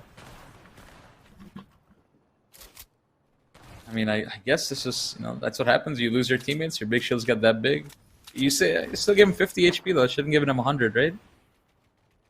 Again, like one snipe, Zinger. That's all it takes. One mistake. Yeah, absolutely. And now Legal is in such a bad position with both of his teammates completely eliminated. Legal has no heals, and he lost all of his mobility except for a couple shockwaves. That's what it means. You always have to be on the same page. Zequano, Draftel, and Nape also taking a fight. Zequano goes to the free fire, doesn't manage to land it. Now, what we see a lot in these games, Zinger, is that people play dead side. And what dead side is, basically, is it's the least congested side of the map. And people decide to rotate from dead side, so they take less fights. But even, like, when they do play dead side, sometimes, they don't get tags at all. And if you don't get tags, you know what that means. The Storm Surge is hitting you all game, and you need to be worried about it, But a trio, sometimes, in pro games, I've seen it a lot. In pro games, everyone plays dead side, and dead side is no longer dead side. If you understand what I mean. It's like everyone wants to play on everyone wants to play dead side so they don't fight. But since everyone wants to play that angle, it doesn't become dead side anymore. Fight zone, absolutely. Yeah, it becomes a new fight zone, and it's more useful if you just walk through the middle, like instead of going to the left or right. Yes.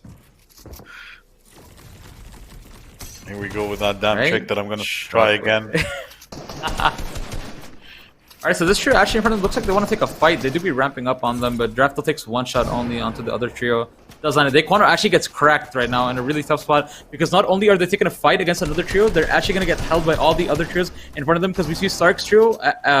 There's a trio on top of Stark. There's also a trio on the side of Stark, and there's another trio to the right of Stark. I don't know if this is going to work out for them. I think worst case scenario is they die to hard AR spray, but Nath is holding perfectly for his team.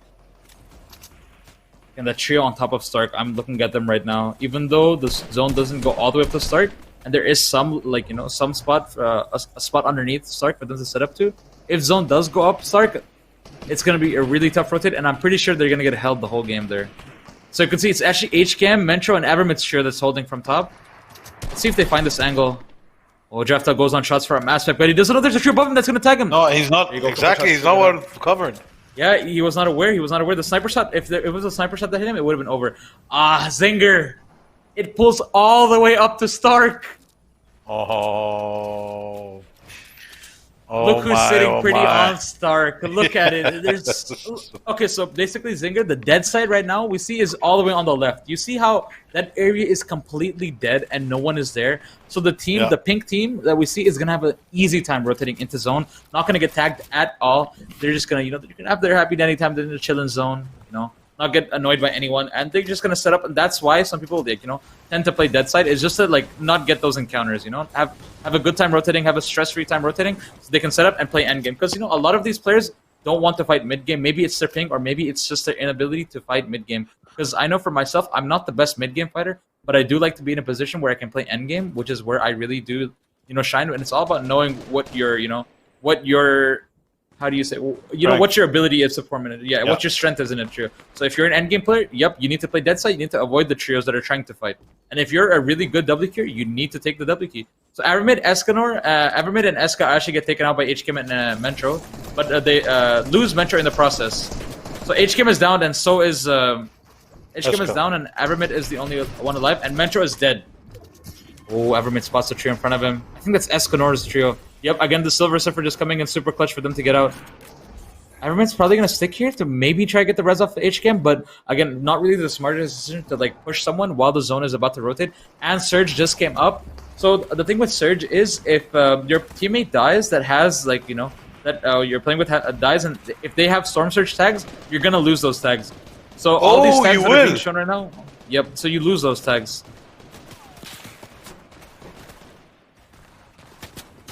And what I've seen a lot is Storm Surge is actually really bugged, so a lot of the information that we know about Storm Surge actually comes from our own experience and not from the game telling us.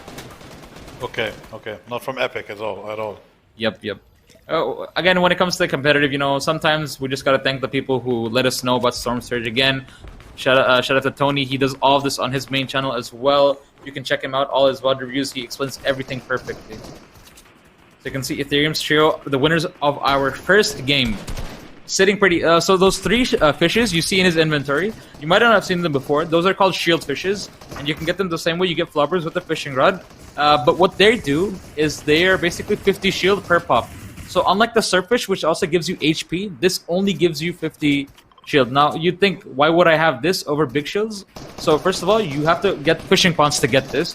So, you know, if you don't have any big shields nearby you, you can just pop a fishing rod into a pool, and you might get it. And the best thing about it is that it takes almost no time to pop this. So it is a lot better than Big Shield in that regard, where you don't have to wait to pop it like you do with the Big Shield, which is like a 5-second pop. This is like 1.5 seconds. Okay, so another strategy, Zinger. This is basically a shockwave that like ends up. The trio will end up all together. Look at them. They're gonna all end up at the same exact spot. So what you do in this strategy is you do that shockwave, and the people to your left and right, your teammates to your left and right, walk towards you. So when they're mid-air, they're strafing towards you in real time. Yep. So they end up towards you because Fortnite does have, Fortnite does actually utilize strafing, but not to the extent that other games like CS:GO do. You know. Kowalski just read my mind, and this is exactly why I have Alvi here, inside the mind of Alvi, because everything that Alvi says are things that I'm going to go and try out later that I did not know about. And this is why I love having him with me in the casting. As you can notice, I'm staying away from casting today and even yesterday because I want Alvi to go full on with that knowledge. Being a content creator and almost a competitive, because you're not playing that much, but you are playing, gives you that ability to really explore and watch and see what's going on and translate it into the casting. Most of the coaches we see were competitive players at one moment, but you know they decided to quit for whatever reasons. Maybe they didn't have the mechanics or the aim to pursue it. But again, it doesn't mean you're not. It doesn't mean you're going to be useless. That's why we've seen a lot of players who have who don't go into competitive decide to start coaching because they still have the the ability, they have the the mindset, they have all the knowledge to inform a trio on what to do. That's why we see a lot of teams that have really dedicated coaches, like FaZe Clan's team. They have dedicated coaches like Destiny Jesus, who actually give a lot of info. Again, see, that was a mistake on Stilson and Soriano's part, where they didn't see there was a tree in front of them because they didn't they didn't look for it. And now because of that, we can see Stilson and Unit get absolutely beamed. And they're gonna have to go low ground now, and because of that, they're gonna be the last ones to rotate, and that's honestly gonna cost them a lot. And all because they didn't see one tree. Another bouncer comes out. I think Unit's going to use one more bouncer. Yeah, perfect bouncer from Unit. Sends them to zone almost. So the good thing about this is Stilson and Unit are actually playing the dead side of the end game right now. So they've avoided almost every encounter by playing the full right side where no one is. We can see they're not running into everyone. They're not running into a lot of players. You can see a lot of players are actually in the middle right now. So basically by playing dead side, he's avoided taking damage on the rotate. We can see Mev, Zuiti, and Webs on height holding it strong. Again, the trend of seeing two high pingers with one low pinger that's a fragger is very, very common now in Middle East. Especially when two of the high pingers are one of the best players in our region, Mev and Zuiti. Zuiti, an absolute beast who's been performing in Asia as well as Middle East. And also, one thing to note is Mev is actually holding a Portafort in endgame. Not sure if he didn't have a better option, but this could still mean this could still be a good thing because Mev could easily drop a trio down with a porter for a free refresh. See Agent and Exxon and Broken all together right now. As soon as Agent's trio, Exxon got beamed, they all got together and provided heals for each other. And that just shows their difference in abilities between them and other trios, is they play completely based off teamwork and chemistry. And again, Tony mentioned that they've been performing since the first seasons, right? That just shows their chemistry is honestly like perfect. And that's why their teamwork and coordination is so good, and that's what leads them to win. Even now, even after so many metas, they're so consistent. Okay, and the winners of our first game, NMR Soul, Message, and Ethereum with 2 kills right now. Not the best builds on Soul, but I'm pretty sure he's been dropping them to his teammates ahead of him. They also have 2 floppers and 3 chuck splashes for heal game. Our Nasser, Spy, Toby, all alive right now on low ground. 2 minis on Nasser, 14 builds. Let's see what he's going to make happen right now. Oh, a Sheer drops into Soul's boxes. Are they going to go for the peak? No, they're not. Opting to tank Storm and go white line it right now. Let's see what. Oh, looks like they did. MSG is split from them. Uses a perfect crash pad to get to zone right now. Ends up with his teammate perfectly. Gonna drop him the 3 shield fishes because I'm pretty sure that he's gonna play the heal game with the chug splashes and the flopper, and the other teammate is gonna need those shield fishes in case he does get cracked. Fight also reunites with this trio. 3 kills on this trio. Not that much action, even in endgame, I feel like. 21 people, 9 trios in total. Next fight boxes up. Looks like Ode perfectly. We can see Stilson also gets taken out. Dexafight takes out Agent. Mev, Webbs, and Zuti sitting pretty on height. We can see a lot of these times the trios on height are untouched until the last second where they get absolutely smashed. And Mev, actually the teammate of Cookie and Nile, not playing with them this time, but he jumps on Cookie, takes him out. Cookie, 1 HP, is he gonna get out? Yes, he does. He gets a siphon last second. He got a siphon last second and survived the storm. So Cookie and Nile are actually still alive on height right now. Dexafight, Wagner, and Ez right now. Let's see what they can pull off. So what Dexafight could do right now is he could take a storm, like a tick of storm damage, which will put him 90 HP and give him the ability to use a medkit, and he could make a storm play. So that's where you sneak up behind the other team by utilizing your white heals to tank storm damage. And the thing is, Dexafight can't really pop a medkit right now because he does have 100 HP. He can pop a medkit right now though since he does have 90. Dexafight hitting every shot, unlucky. The webs gets taken out as well. Nile and Cookie alive against the other trio. There's only 3 trios left. Looks like it's one solo. Wagner pushing downwards. This trio has a total of 8 kills now. Gets dropped down or gets taken out. Spy still alive. Spy Toby. Nasser full HP. It's as against the whole trio. Spy Toby Nasser. Dropped him definitely. One gets taken out. Jumps up the Spy. Oh, gets taken out. Asmar Spy, Power, Nasser, Asmar Toby take the second game. 3 kills on this trio too. They played that perfectly. Even with all the loot they have, they decided, okay, we're going to play low ground. We're going to play the Sarsur game. And they absolutely dominated. Well played. Spy, they played it, man. That was insane. GG's to everybody that played. This was game 2. We're going to go into game 3 in just a minute. Alvi, what was your thoughts during this game? What happened? Dude, I'm just saying, Cookie, Nile, they have a trend of absolutely ruining heights day. No matter who it is, they don't care. They know they're going to absolutely destroy the opposition. And they jump on it every time. And they do destroy them. Honestly, that's just one thing to notice. Like, at this point, one person basically needs to stick ultimate height, no matter what happens. Because we see shockwave plays are so prominent in this meta right now. Everyone has a shockwave. They're all going to use it in endgame. Even though Ode got eliminated and the trio lost one of their members, they still stuck together till endgame, and then they used the shockwave, went all the way up, wiped the trio on high ground, jumped downwards, got another kill, but unfortunately did get wiped out by Spy, Nasser, and Toby. And again, we're seeing a trend of low ground winning because height just destructs itself completely. And that's what I'm seeing a lot, is height just ruins itself, and low ground gets everything. Low ground gets all the spoils. And we spoke about it yesterday. Low ground is as hard to maintain, man, because you're right there where everybody is walking. You get picked on. You get shot down from. So low ground is as hard, man, to maintain and carry on to get the win. Absolutely. Low ground is basically a game of, switching layers. You have to stay ahead of all the trios because the moment you get to, you're the first one in every zone, you have the opportunity to look back, look up, look left, look right, and get all the kills you need, because you don't really have to worry about who's in front of you. You only have to worry about who's behind you and who's to your left, who's to your right. That's one angle that you just don't have to worry about anymore, and it gives you a lot more focus in your game. So that's why we see a lot of trios at low ground are fighting to get to the spot first.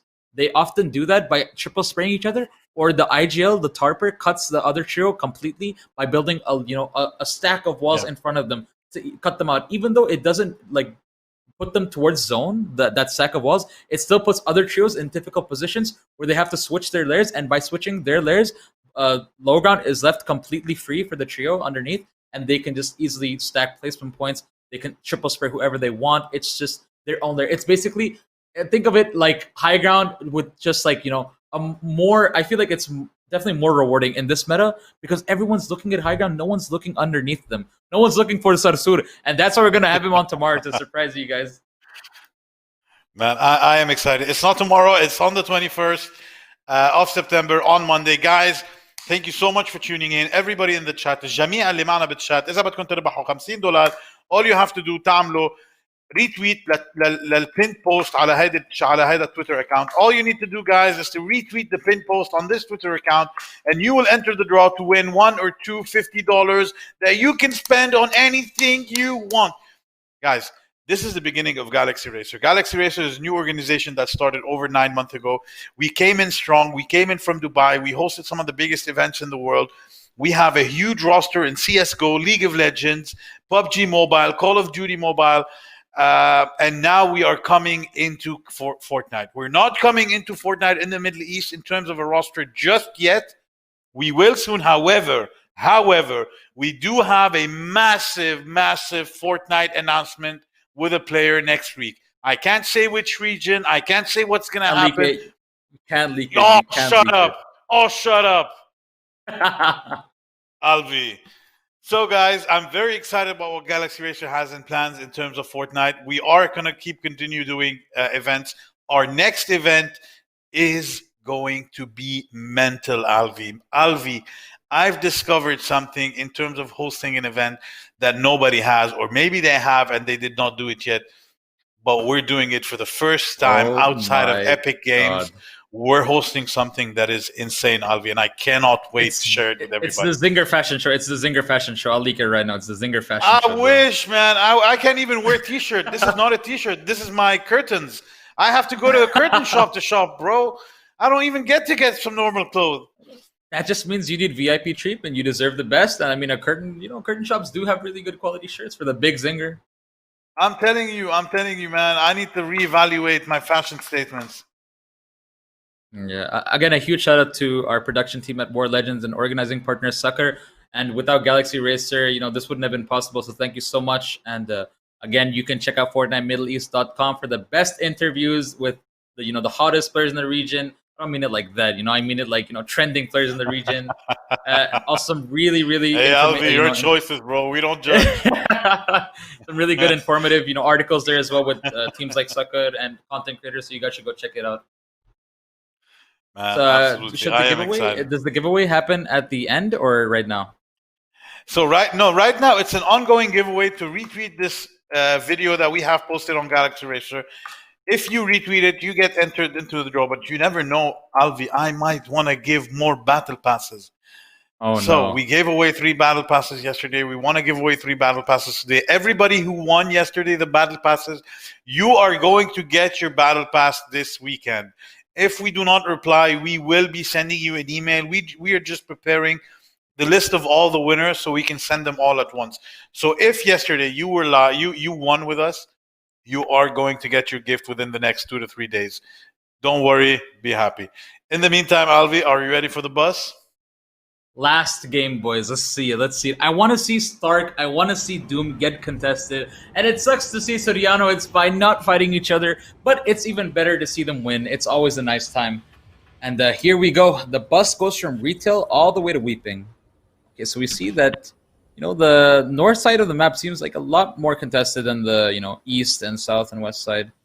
Everyone wants that Stark loot, Doom's loot. Craggy is also really good. Even though they removed boat fishing, Craggy still has an insane amount of fishing spots. So the left side of Craggy, the small islands, Zinger, that basically has I'm pretty sure over 15 fishing spots that have a chance to spawn. So that is a lot of floppers, a lot of shield fishes.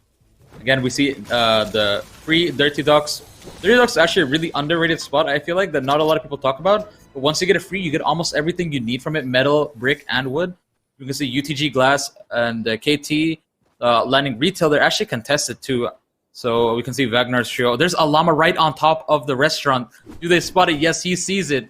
He's gonna go for the llama. Sitting llama. Give me a finger sandwich, please. Extra fries, curly fries, cheese Wait, sauce. did you not announce the KFC partnership? Bro, if you're hearing me, KFC, I need my money. Or you can give me a lifetime supply of chicken thighs. Okay, so this is the trio we were talking about. Agent, IXon, and Broken. So from what I know, they've won every single off one because I haven't seen Glass, KT, or Bergerlini any end games or mid games. So it does look like IXon trio has been, fighting them off one and winning almost every game, but maybe they've just disengaged and lost mid game to someone else. But it's going to be nice to see, if KT, Glass, and Bergerlini can ruin the streak that they have going on. Skipping over to Dream, CR Sad, and Sasso, who are again at Lazy, they also have a really good rate of winning in this off spawn. Last time we didn't see them that much end game. I feel like they do start dying off more towards mid game, maybe taking an engagement they shouldn't, and dying in the process. But right now, again, their loot is very good. We see shotguns on all of them. This guy has an AUG with 3 minis as well to spare. Chug splashes also get dropped down to him. So he can use that Chug Splash with Dream and get them both up to 190 HP. Now he just needs to be farming mats because he has everything he needs to fight. So we can see Hulks is all the way on higher ground right now. And shots come out. Hulks might take a couple shots inside. Yes, he does. He actually attacks him for 20 twice now. Dream also playing an angle right now, getting as much information as he can.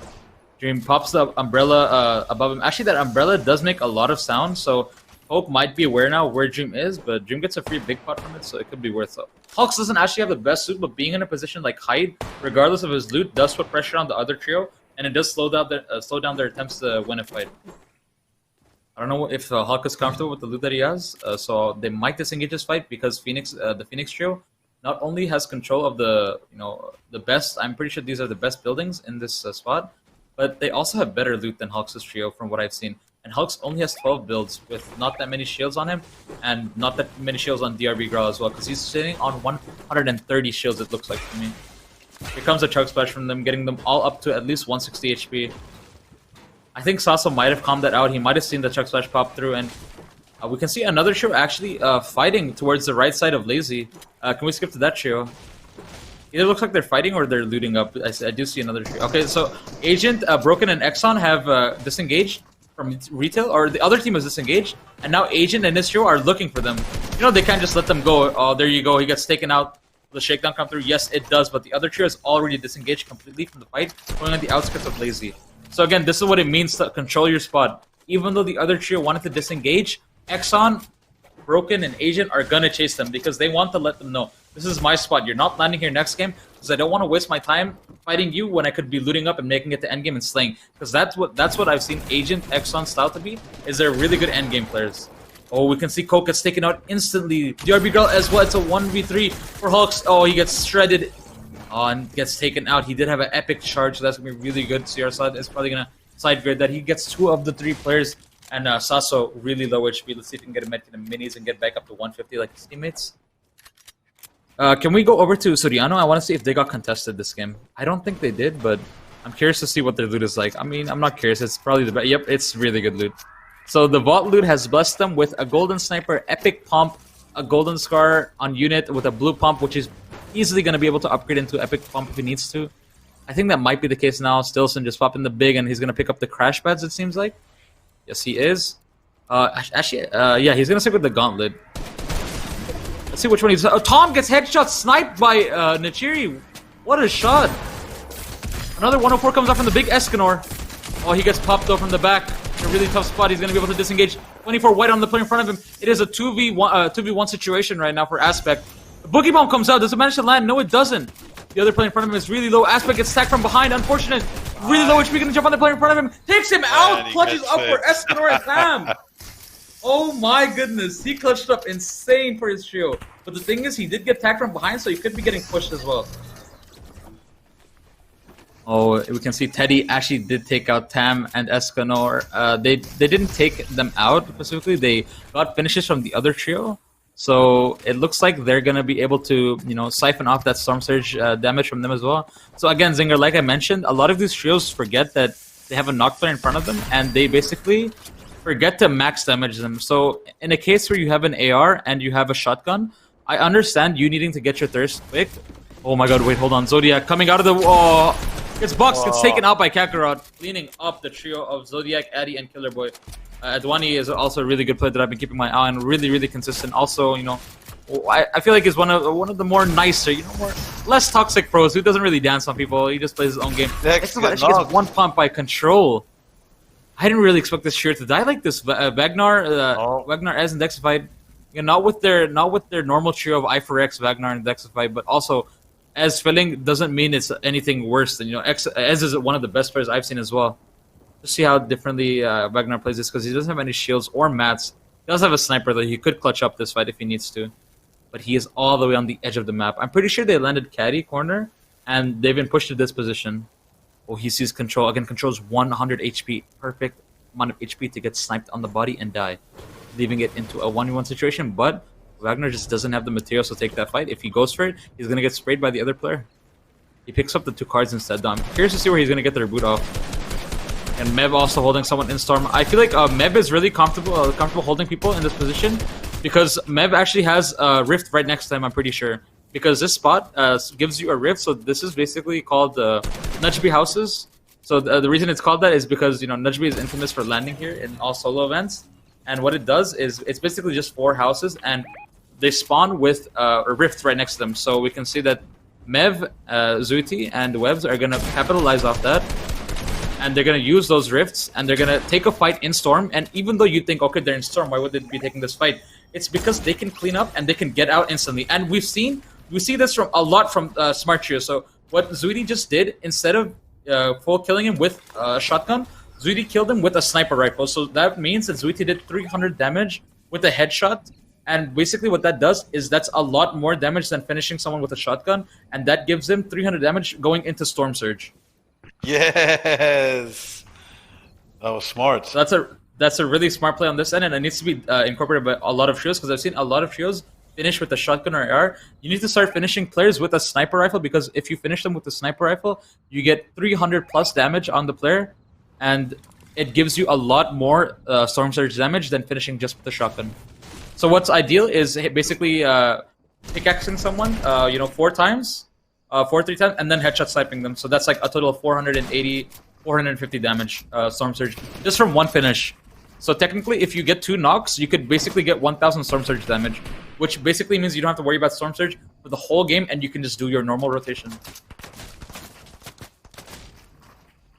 I think I've been talking a bit too much. I want to hear what the big Zinger has to think about this. You want me to right talk? now. I can start talking, man. My voice is ready. My hype is here, man. As Smart Teddy talks, I've been seeing a bit of drama on Twitter with talks. I don't know what's going on there. Big shout out to my man Kamuda here in the chat. Kamuda Habibi, you're the teacher, you're the man, you're the main guy. Great job on your Arab World Cup. I'm excited to see that happening next week, guys. Make sure you follow my boy Kamuda for all the updates there. Bro, 68 players Zinger. Going down in the second zone. Tell me. I actually have a really, really interesting encounter with Kamuda, and it's by far one of the funniest that I know of. So back in season 10 days, when I used to stream Duo Fills, I matched up with Kamuda, not knowing who Kamuda was at all. And he convinced me, and I was going for a troll, Duo Fills, and so was he. And Kamuda convinced me that he was an Iceman with an ice shop, and I thought it was slang for he has a diamond shop. And he convinced me he was an Iceman who owned an ice shop, and we had the most fun time. I clutched up the win as well, and man, ever since then I've been looking at Kamuda, learning from his casting as well. Such an insane person, one person that we have to thank for the way our community is shaped right now. His casting just set the way for everyone else. Huge shout out to Kamuda for supporting the scene early on, and even now with his Arab World Cup, where actually a Pakistani trio is playing, which is going to be Kuki, Helen's team, and Nile. So I'm rooting for them from Pakistan. Good luck to them. And from Lebanon, actually, we have Rocky with this trio, and we have Stilson with Snow. I'm not sure who their third is, but Lebanon is being represented well, Zinger, so don't you worry. I am not worried about Lebanon. I know Mr. Snowvax is keeping us proud, Mr. Stilson as well. I'm happy about that. And in NA, we have Arab representing heavily. Yes, sir. Yes, sir. Arab is the GOAT, dude, honestly. I've been watching him from like the early starts. I've been like keeping an eye on like him, and dude, he's not only is he one of the most genuine people, he's very, very supportive of like causes like Red Cross for Lebanon. He supports his community. Absolutely. He knows that he should be thankful for it, and that's honestly what a lot of pro players should be doing, thanking the community they've been coming from. And it honestly does show a lot of character. Not only is he an amazing player, he's also an amazing person, and I hope him nothing but the best in the future. Absolutely. I can see Legal Danger and Zorn are actually getting pushed now just because Zorn got cracked. So even though this might seem like a dumb push from the other team, Zorn and his trio could actually capitalize on this because the other trio thinks that they're really low on HP since they did crack Zorn. And because they they're in a position of aggroing Danger's trio, they could box one of them up immediately and 3v1 him. That's what we see a lot recently, is that if one person gets split from the trio, the people who are box fighting tend to box up that one person who's split, and they all gang up on him and instantly take him out, make it a 2v3. It's Echo, Power Jabbar, and I'm not sure of the other player. Looks like it's D7M. Another really good trio that I've been keeping my eye on. Jabbar I've known for a bit of a time now. Not really talked to him personally, but I've just seen his name on the leaderboards. He's another really insane player. Can't wait to see what he's gonna pull off this tournament as well. Leo gets a really nice shot onto Jabbar, tagging for 90. Now the other trio is gonna back up too. Realizing they have to heal. The Boogie Bomb comes out! Is he gonna be able to get a kill on him? Oh, looks like he jumps up. The box comes out! Boxes him inside a... He boxes him like a flopper. Let's see what he can pull off with this. Not much. The player does escape right underneath him. Deagle still has 5 Boogie Bombs to work with right now, though. Another Boogie Bomb comes out! He's gonna jump on the D7M. He's taking the Boogie Bomb. The 90 shot comes out, boxes him up. Gets hit for a lot, though. 180 tag on the other player. He's gonna take his time with the aim to make sure he gets the right shot. Man. Oh, gets taken out. What a shot by Jabbar. Oh, that's D7M. So where he messed up right there is he had 5 Boogie Bombs, and he decided to only use 1, so you can re-enable the Boogie Bomb timer by throwing another Boogie Bomb on a person, and he could have utilized that to ensure that he timed it even properly, because I do think that he pressurized a little bit there and missed the shot, because it could have been an easy 200 pump, because the other player had nowhere to jump up and down to since he was stuck on a wood wall, and he could have capitalized off that, but unlucky. What can you do? It was well played from both trios. You can see Nafe, Dequano in a really tough spot as well, having to outheal Storm. Nafe is really low HP. Baruch is holding that trio. Also gets the bandages right in front of them. Something that trio could have really used, but Baruch, the big Baruch, decides he needs the bandages. He's going to keep them. So, interesting thing to note is Baruch's trio is actually all dead. It's just him right now. And looks like LNB, NMR, ITX, and MUW Ski are going to hold the other trio that we just saw. I feel like one of them shockwaved on top of LND, NMR and pumped them, so they lose focus of the people rotating in. Yeah, looks like that did happen. Now we see a perfect box. Oh my god. That's what I mean, Zinger, by boxing players. All the crash back comes out extremely late and it causes him to die. So when you box a player in your own box, not only does he get really confused because he expected to be somewhere else completely. Yeah. You catch them off guard, and you also catch them in all of your own builds. So to utilize the strategy, your teammates really need to be all together so you can hold that wall, and your teammates can capitalize off the fact that you have that wall and you have someone in your whole box. Oh, the pickaxe comes through from Nafe. The disrespect is being shown by Nafe. Again, so the play that happened here was Nafe shockwaved onto this trio, made them completely lose focus of Draftel and Dequano, who were actually still rotating in from zone. So because Nafe made that play for high ground on top of them with the shockwave, they had to focus on height, and they left focus of Dequano and Draftel, and they just came in with a very small amount of HP, and they survived. Otherwise, if there was no shockwave, that trio would have been sprayed out and died. Okay, so we see Jam, Loki, and Fares. Unfortunately, we haven't been seeing them that much in our endgames, but again, one endgame clutch could get them the qualification. So let's see if they can pull it out this game. I have a lot of faith in XJam. Currently looking for a trio, so if you are in the Middle East, hit up XJam on Twitter. Let him know if you want a trio. He's one of the best players in Pakistan, 100%, and one of the best in Middle East controller players as well. Regarded as one of the best in my opinion as well. He's a beast. He's a beast. He plays on high ping controller, and he dominates in every form. A doubly keyer, smart player, a tarper, just one of the best overall. Look at Hell firing some shots against XJam in the chat.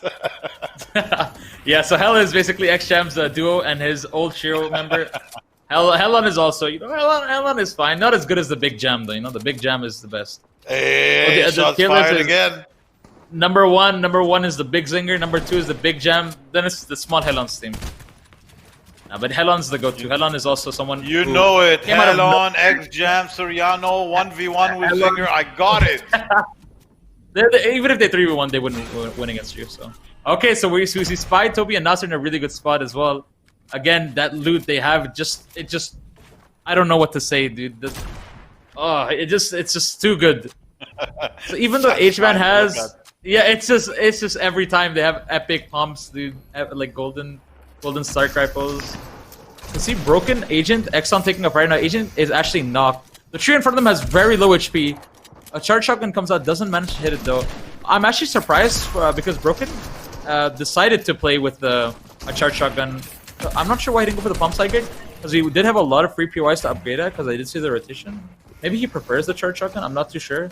But Agent Exxon basically scared the other trio away from them, and now they get to res Exxon for free. So again, this trio, it's all about the teamwork. You'll always see them together no matter what the situation is.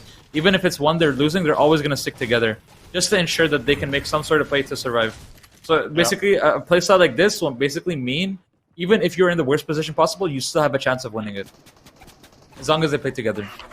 So this game, since it's our last game, it's we see 55 people now. Not as much as our games from before, but 55 is still a lot of players. A lot of players here have been double king since they need the kill points to qualification. So let's see if more double key happens, or if people are gonna start playing endgame right now.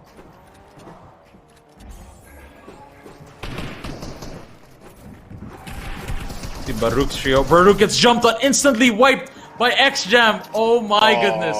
Faris, Loki, X-Jam, absolutely. You can see Spy, Toby, and Nasser rotating with the card through.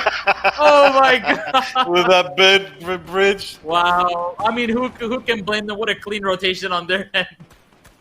Wow. Okay, you can see that the top side of the mountain is very heavily stacked. You see 3 trios there. You can see Nile, Cookie, and Ode also alive. I feel like they have a really good chance of winning this tournament because of how consistent they've been. They've always stayed together no matter where they are, and they've been performing really well. Stilson very low HP, about to rotate into zone. He's still using wood. He should switch to metal or brick right now because he's really, really low. He can't take any chances. Are they going to get together with Stilson and Soriano? Yes, he does. Unit watching out for him. Yep, so Unit is just going to spray all the builds in front of Stilson, so he gets into zone very easily, and he does manage to do that with very less amount of HP.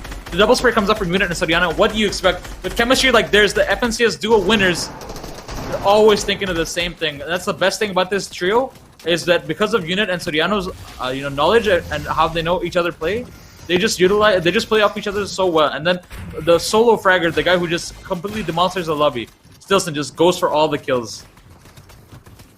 Okay, so the Shockwave bouncer play is about to come out, I'm pretty sure. Again, Soriano's trio has the majority of the Shockwaves on the map, I'm pretty sure. They get so much from the vault. So, Zinger, this is what we talked about on getting on a good lair, so you don't have to worry about your Shockwave hitting a tree. So last time, even Unit remembers that he got hit by a bouncer, and then it cost him the end game. So this time they're gonna get onto a free lair and then Shockwave. HKM, Avermit, and Mentro getting zone once again and setting up for height. This is perfect from them. Even though they didn't make it to game 2 end game, game 3 and game 1, they've been really, really dominant. So maybe they're gonna be able to pull out something this game. See HKM take a lot of tags on Zuiti. Zuiti gets Kovacs mid-air! 1 HP gets taken out! Mentro takes out Zuiti. Yeah, there you go. Gets 50 tag on the end as well. Gonna look for some more tags again. This AR is literally made for that Mev. Gets, IXEY gets shot mid-air for a They're in the perfect dink. position for these tags. Exactly. They're under the highest point right now of the map, and they have Stark rifles, so they're just gonna be slaying everyone. And there's no danger from shots coming from left or behind. Yep, because they're on the highest point. They don't really need to worry, but Mentro might need to worry about his left. Oh, we can see Nasser, Topi, and Spy just take out X-Jam, Loki, and Faris. Oh. Huge cleanup for them because they need to build for next zone, and they have a whole trio. They have a whole trio's loot right in front of them. Again, that fire is burning, and even though it's not the platform, if they stand next to that wall, it will burn them. Okay, so he takes out the fire, or the walls with fires on them. Do you think dropping splashes on that fire will turn it off? I don't know. Technically, yes. Yes, it should. Technically, it should. But also, eating raw fish shouldn't give you 50 HP in this game. That's also something you have to look out for.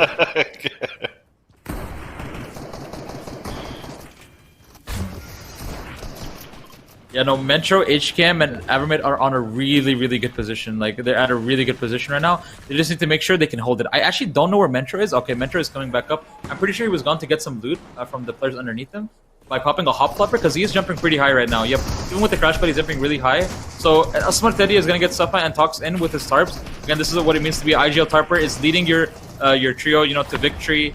And that's why being an IGL is such an important role. So we can see Soriano, Unit, and Stilson are actually looking for height right now. Mentor and Evermid not going to let them have it. The double spray comes out. Soriano, Unit, and Stilson gonna go for the shockwave, like get ahead of zone. I think they might crank from here. Oh no, it looks like they're just gonna set up. If I was Evermid and Mentor HCam, I would be spamming.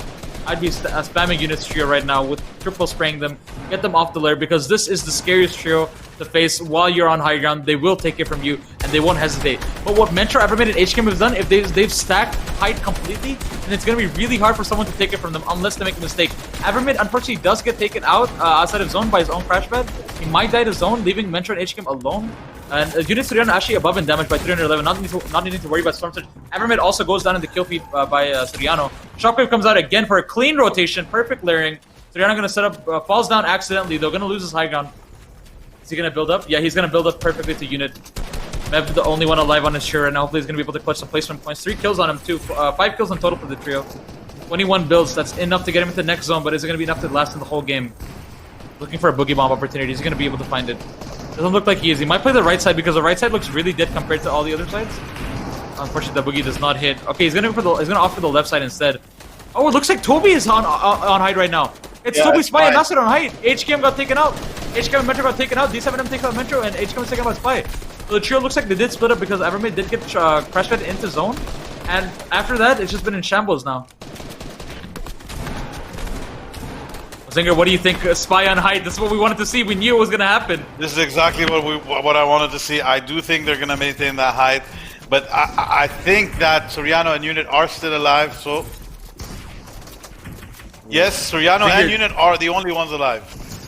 Zinger, do you see that Exxon has all the kills of this trio? Six kills on Exxon right now. Wow, I mean, Exxon's been clutching up the whole of today. I love seeing players like that, players who play off their IQ, their ability to have like insane teamwork. That just really shows how important teamwork is in it, game mode, not just like your mechanics or your aim matter, everything, you have to take everything into account. Soriano is gonna give the call out for height, I'm pretty sure. They're both looking for it right now. Doesn't have that many mats, so they're gonna jump to low ground right now, standing in front of a trio. The 100 bomb comes out, takes out the other trio. Soriano 1 HP though, is he gonna be able to get out? He's gonna shockwave up the zone. He's gonna jump down the trio, jump on another trio in front of him. Takes out the trio, Soriano 1 HP, doesn't manage to get the kill though. Gonna go for the edit play, doesn't manage to find a kill. Oh, a player does go knocked in front of him. Is he gonna get the kill on Ode? Yes, that means Nile and Cookie are still alive. Nile and Cookie being the most consistent trio. Unit and Soriano get back together. Soriano can only tag one. Soriano can't take any takes of Storm anymore. Spy the only one alive. 6 kills on Spy alone. That's 9 kills for the trio. Nile gets taken out as well, and Cookie is still alive. He fragged out on Teddy. Teddy taken out. Cookie's gonna cause some insane placement points. Cookie takes out Teddy. Full kill Steady. Cookie the only one on low ground right now. Toby looking for him, takes it out. Cookie clutched up second place. Asmar, Toby, Spy, Nasser clean up 11 kills last game. GG's well played to the trio. This is their second game win. Insane. Absolutely insane. My goodness, guys. That was insane, everybody. Thank you so much for tuning in. We're going to wait a bit for the leaderboards, but Alvi, top 3. Okay, number 1. Okay, and I'll say it. Okay, number 1, Cookie, Nile, Ode. Number 2, whoa. I'm gonna say, yeah, I'm saying it boldly. Okay, number 1, Cookie, Nile, and Ode. Okay, number 2, Power Spy, or sorry, not Power Spy. My bad. I might have leaked it though. Asmar Spy, Power Nasser, and Asmar Toby. And number 3, number 3. I don't know who's number 3. I mean, we can ask chat. We can ask chat what number 3 would be. Wait, what did you say about Power Spy? What did you say about Power Spy? did you just leak something? Yo, my bad. I do think that. There's a rumor going on. Trio did. Okay, so it's definitely gonna. Then it's Soriano, Unit, and Stilson at number 3. That's what my predictions are. I feel like that's my prediction, and I think Nile is definitely top 1 because we saw them every single game, end game, and we saw them popping off too. And even though Spy won 2 games in a row, he wasn't there the first game. we didn't see him because they died mid game or they died right before end game. And honestly, like that's a lot of points they could have gotten that Niall and Cookie got away with the first game. So I think it's Niall number 1, Spy number 2, and I'm not sure about number 3. Number 3 could be Doom's trio or it could be Mev's trio. I'm Remember, not too sure. It also Stilson, could be Soriano, Soriano. last 2 games were in top 5. It also could be Soriano's trio. Yep, that's my top 3. Well, that's my top 3 plus 5 other trios that I guessed about. But my top 2 is definitely number 1 Cookie's trio, number 2 Spice trio. But again, really well played. Again, I love seeing. No. Number 3 is the Agents trio. Yeah, that's it. Agent. So number 1, number 1 Cookie, number 2 Spy, number 3 Agent. That's my guess. And if I get it right, Zinger's gonna do a 24-hour stream. What? You want me to get divorced, Habibi? What, you want me to get divorced? Habibi, what are you talking about, man? I have a wife waiting for me inside now for dinner. Yesterday, I told my wife before I go on stream, I was like, Habibi, my honey, my baby, I'm going to go to stream. Good luck. She's like, good luck, Habibi. I love you. Good luck. Have fun. 2.5 hours later, I come back. I was like, Hayati, I just finished my stream. What's up? She's like, don't talk to me. Like, what happened? Yakhti, I was inside the... Yeah, don't talk to me. I'm hungry. I'm like, Yakhti, but why didn't you order food yourself? Like, don't talk to me. So, bro, 24-hour stream, I'm dead. Habibi, I'm dead. Everybody tuned in, everybody here, thank you so much for tuning in. We are doing a giveaway. If you want to participate, just follow the link in the chat, retweet it, put it up. Oops, Nightbot just timed out Asfar. Moderators, take care of my boy Asfar. Nobody time Asfar for me, the Scarsur, No the cockroach, way. the main man. No way. Who was the mod? Who did it? Who did it? I think it was Nightbot. Wait, let me VIP Listen, Mr. Asfar. We take care of him. Nightbot. I know you're modded in every stream, bro. This Nightbot guy's actually, this Nightbot guy. I've seen him on a lot of streams. He's been timing out a lot of people. Nightbot. I know We just signed him, content creator for Galaxy Racer, GXR Nightbot, bro. Listen up, Nightbot. Don't ever mess with the big Asfar ever again. I'm telling you right now. I don't ever want to see you delete a message. All right, you got that? All right, he understood. All right, let's check ETA on the leaderboards from the guys in our ears. Mr. Pratt, Sucker Scrims, thank you so much. Mr. Quartz, War Legend, thank you so much. Alvi, Tony Pro, thank you so much. During Always the my finals pleasure. on Monday, 21st of September, we have Asfar coming in. We have Najil Kak from our YouTube coming in. You don't know. I might get some more people in. I know Rudex now is doing a view party. Who knows? Rudex could join us. Ya ahla. Guys. I'm so excited. Galaxy Racer is here. We have entered Fortnite officially. We're going to keep hosting events. We're going to keep doing stuff. We're going to keep doing streams. We're going to keep inviting people in the community. We are based in the Middle East, so we want to focus a bit on the Middle East. However, we are a global organization. If you don't know anything about us, go to DXB, to Twitter for our Galaxy Racer DXB. Check us out. We have 45 players, half females, half males, all around the world, 21 countries. We are growing at an insane pace in the past 9 months only, and we're only getting started. And this event is the very beginning of that. Alvi, man, the finals. What are you seeing for that finals? Look, bro, I'm just going to say this, so I'm going to put it out there. Cookie, Niall, and O'Day are going to be the winners of the grand finals. It's just, I'm saying it. I don't care what anyone thinks. Those are the winners because I've been looking at this show. They are very, very scary. No matter who they play with, who their third is, Cookie and Niall absolutely dominate. I've seen it, and I've seen it happen, and I think it's just bound to be. And I'm also excited to see Spy, Spy, Nasser, and Toby, and I'm also excited to see who contest them in finals because I'm pretty sure there was a trio in finals that was doing really, really, in the group A that was doing really good in Starks, but we didn't really hear about them that much. I'm excited to see how they would play again in finals against Spy. Listen, man, we have some great teams in the finals. We're going to see Rapid, Nishbi, and Kindex. We're going to see Helen's team, Trickshots, and Big Sane. We're going to see the Falcon Boys. We're going to see Spy. We know for sure he got 2 wins. He got qualified. I mean, we're going to see some top 3. I think it's the Falcon Boys. I do feel that Sane's team is going to do something. Number 3, I'm not sure, man. I am not sure about number 3. Our leaderboards are ready, Zinger. Do you want to do the drum roll? Our leaderboards are ready, guys. Let's do a drum roll. Producer, on the drum roll, please start the leaderboards. Boom, boom, boom, boom, boom. All right, remember my top 3, all right?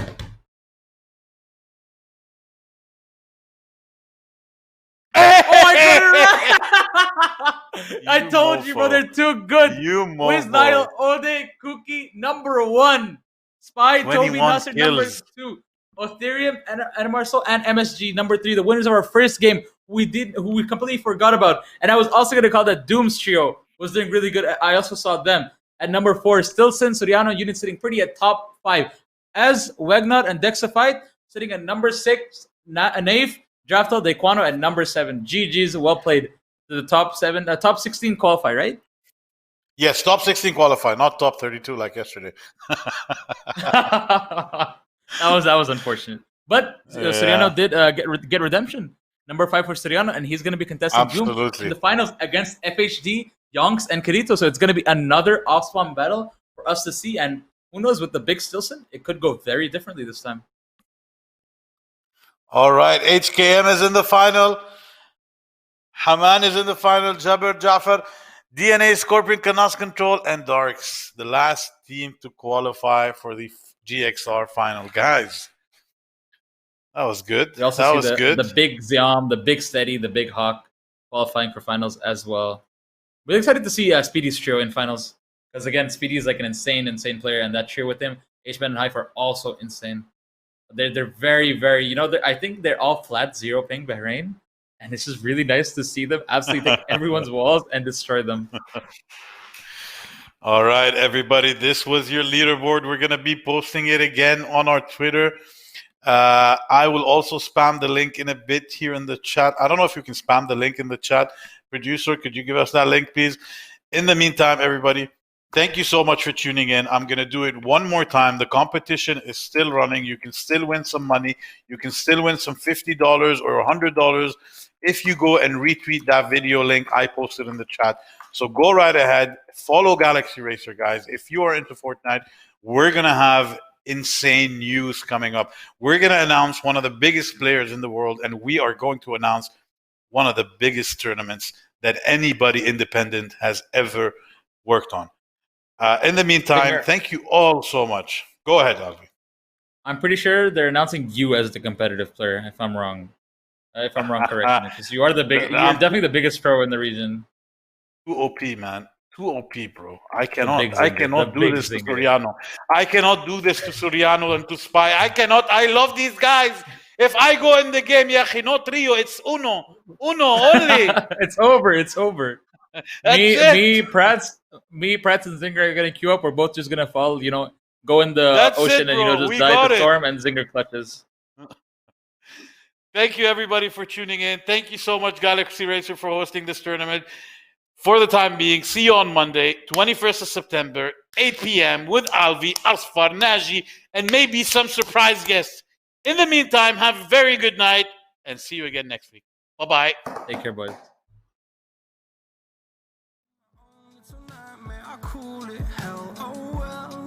Time to get back up, climbing and climbing. I'm done with this ride, is what I tell myself, so I could feel something else. Yeah, I guess I had my bad days, but it doesn't mean I lost my style. Where were you when my heart was on the ground?